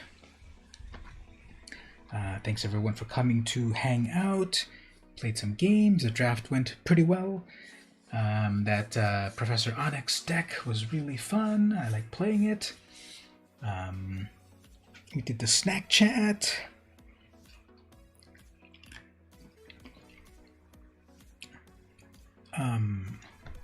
You're welcome. We'll do it again next time. And oh, my timer says I'm at exactly 3 hours and 33 minutes and 10 seconds. So in just a moment, it'll be exactly 3 hours, 33 minutes, and 33 seconds. Oh, Mark, well, you're back. Great, but I was just kind of wrapping things up. I just finished dominating the opponent with that Liliana deck. And I've been streaming for 3 hours, 33 minutes, and right about now, 33 seconds. So it's 33333 right now. Right there. 3 hours, 33 minutes, 33 seconds. More foodie stuff on the YouTube, or more foodie stuff on in the stream? Because I think I will be doing on the stream the the snack chat, where I review some food on the stream. And I have plans also like on the actual YouTube, but it just takes more setup. So I think at this point then we'll wrap up with the with this comic right here. So if people have a keen eye, they might notice that I have a comic back there that's different every time. And we'll wrap up with with one comic right here. Peter Parker, The Spectacular Spider-Man, number 132 from 1987. This was part 6 of Kraven's Last Hunt storyline. This is when I got into comics in 1987. This was such a dark storyline. I was 9 years old, and comics in the 80s got very dark after the Dark Knight Returns comic book. Watchmen and other mature comics, Spider-Man followed suit. And so this was a 6-part storyline where Kraven the Hunter killed Peter Parker, buried him, and took over the Spider-Man persona, proclaiming himself the greatest hunter ever. Spoiler alert, Peter Parker was not actually killed. He was sedated, but buried alive. And Kraven took over. So Vermin was this cannibalistic, mutated guy in the sewers, and Spider-Man had previously fought Vermin, but couldn't defeat him without the help of Captain America. So Spider-Man plus Captain America needed to take down Vermin. This was like 20 issues before this. Well, Kraven defeated Spider-Man, buried him alive, took over the Spider-Man identity, started to fight crime in a very brutal way, and he himself, by himself, defeated Vermin by himself. So when Peter Parker comes back from the grave, he was sedated, he wasn't dead. He comes back, he says, okay, well, Spider-Man, I defeated you, I buried you, I defeated Kraven by myself, I'm better than you, and, there's nothing you can do, I'm better than you. Vermin got released back onto the streets, and Spider-Man has to go stop Vermin. Spoiler alert for a 35-year-old comic book. At the last page, because Kraven felt he accomplished everything he ever could as a villain, kills himself in the family estate. This is a very dark storyline, and I was 9 years old, and that's when I got into comics. And so this is issue number 6, Ascending, newsstand edition. And yep, so blast from the past when I first started collecting comics 30 whatever years ago, and was back there. The conclusion. So what a way to get started with comics. You think the comic would translate to a good movie? It would be amazing. It would be way more mature than what the current Marvel movies are. Again, with that suicide and a cannibalistic villain, and the main character being killed on the first issue of part 1. So it would be a great movie, but I don't know. It's not going to fit with the kind of current MCU style of things. Is the comic with Spidey rising out of the ground? Yes, exactly. That's the one. That's issue number 4. This is part 4 of 6. That happened on part 4. We can see them over here in the web browser for a moment. Kraven's Last Hunt.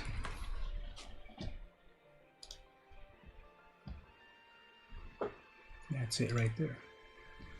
Rising from the Grave, that was part 4. So,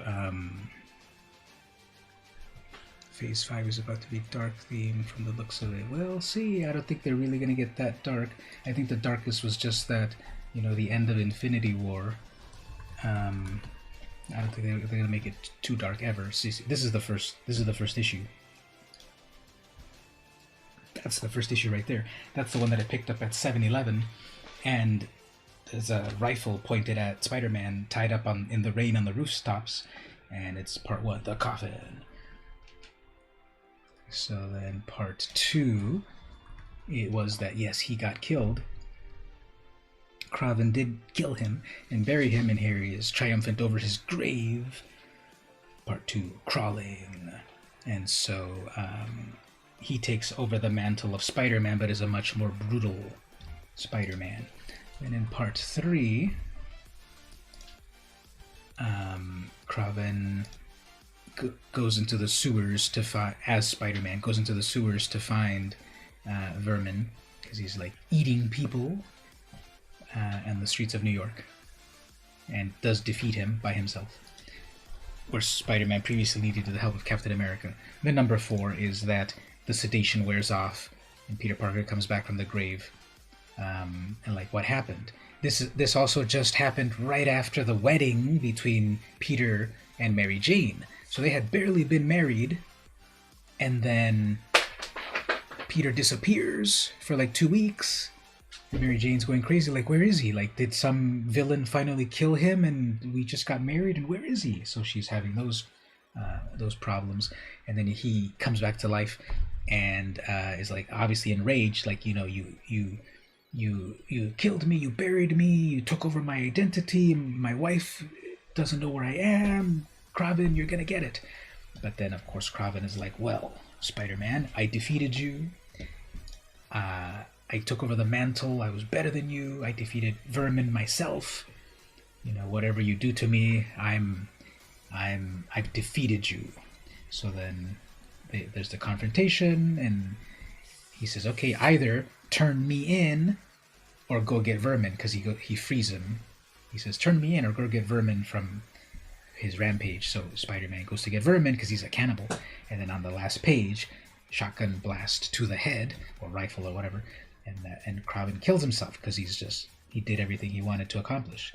And then the final part, which is this one right here, is that Spider-Man catches Vermin, is able to catch him on his own, and goes back to Mary Jane and all of that. So very dark storyline to get into comics as a 9-year-old, but that's a story that stuck with me all of this time. And in the next 3 parts of the next story is that Peter Parker ends up in an insane asylum. So yeah, pretty dark stuff for a dark time in comics, when comics got mature, and even fun-loving Spider-Man got pretty mature at that time. So we'll end the comic history lesson / stream at this point. Thanks everyone for hanging out. We'll do it again next time. I'm saving up the gold for another draft. We'll build that deck. We'll try to build that cool Quandrix deck, see how we do with it. We'll dominate more people with that evil mono black deck. And we might have some other events going on and such. But we'll do it again next next Saturday. So thanks everyone. See you next time.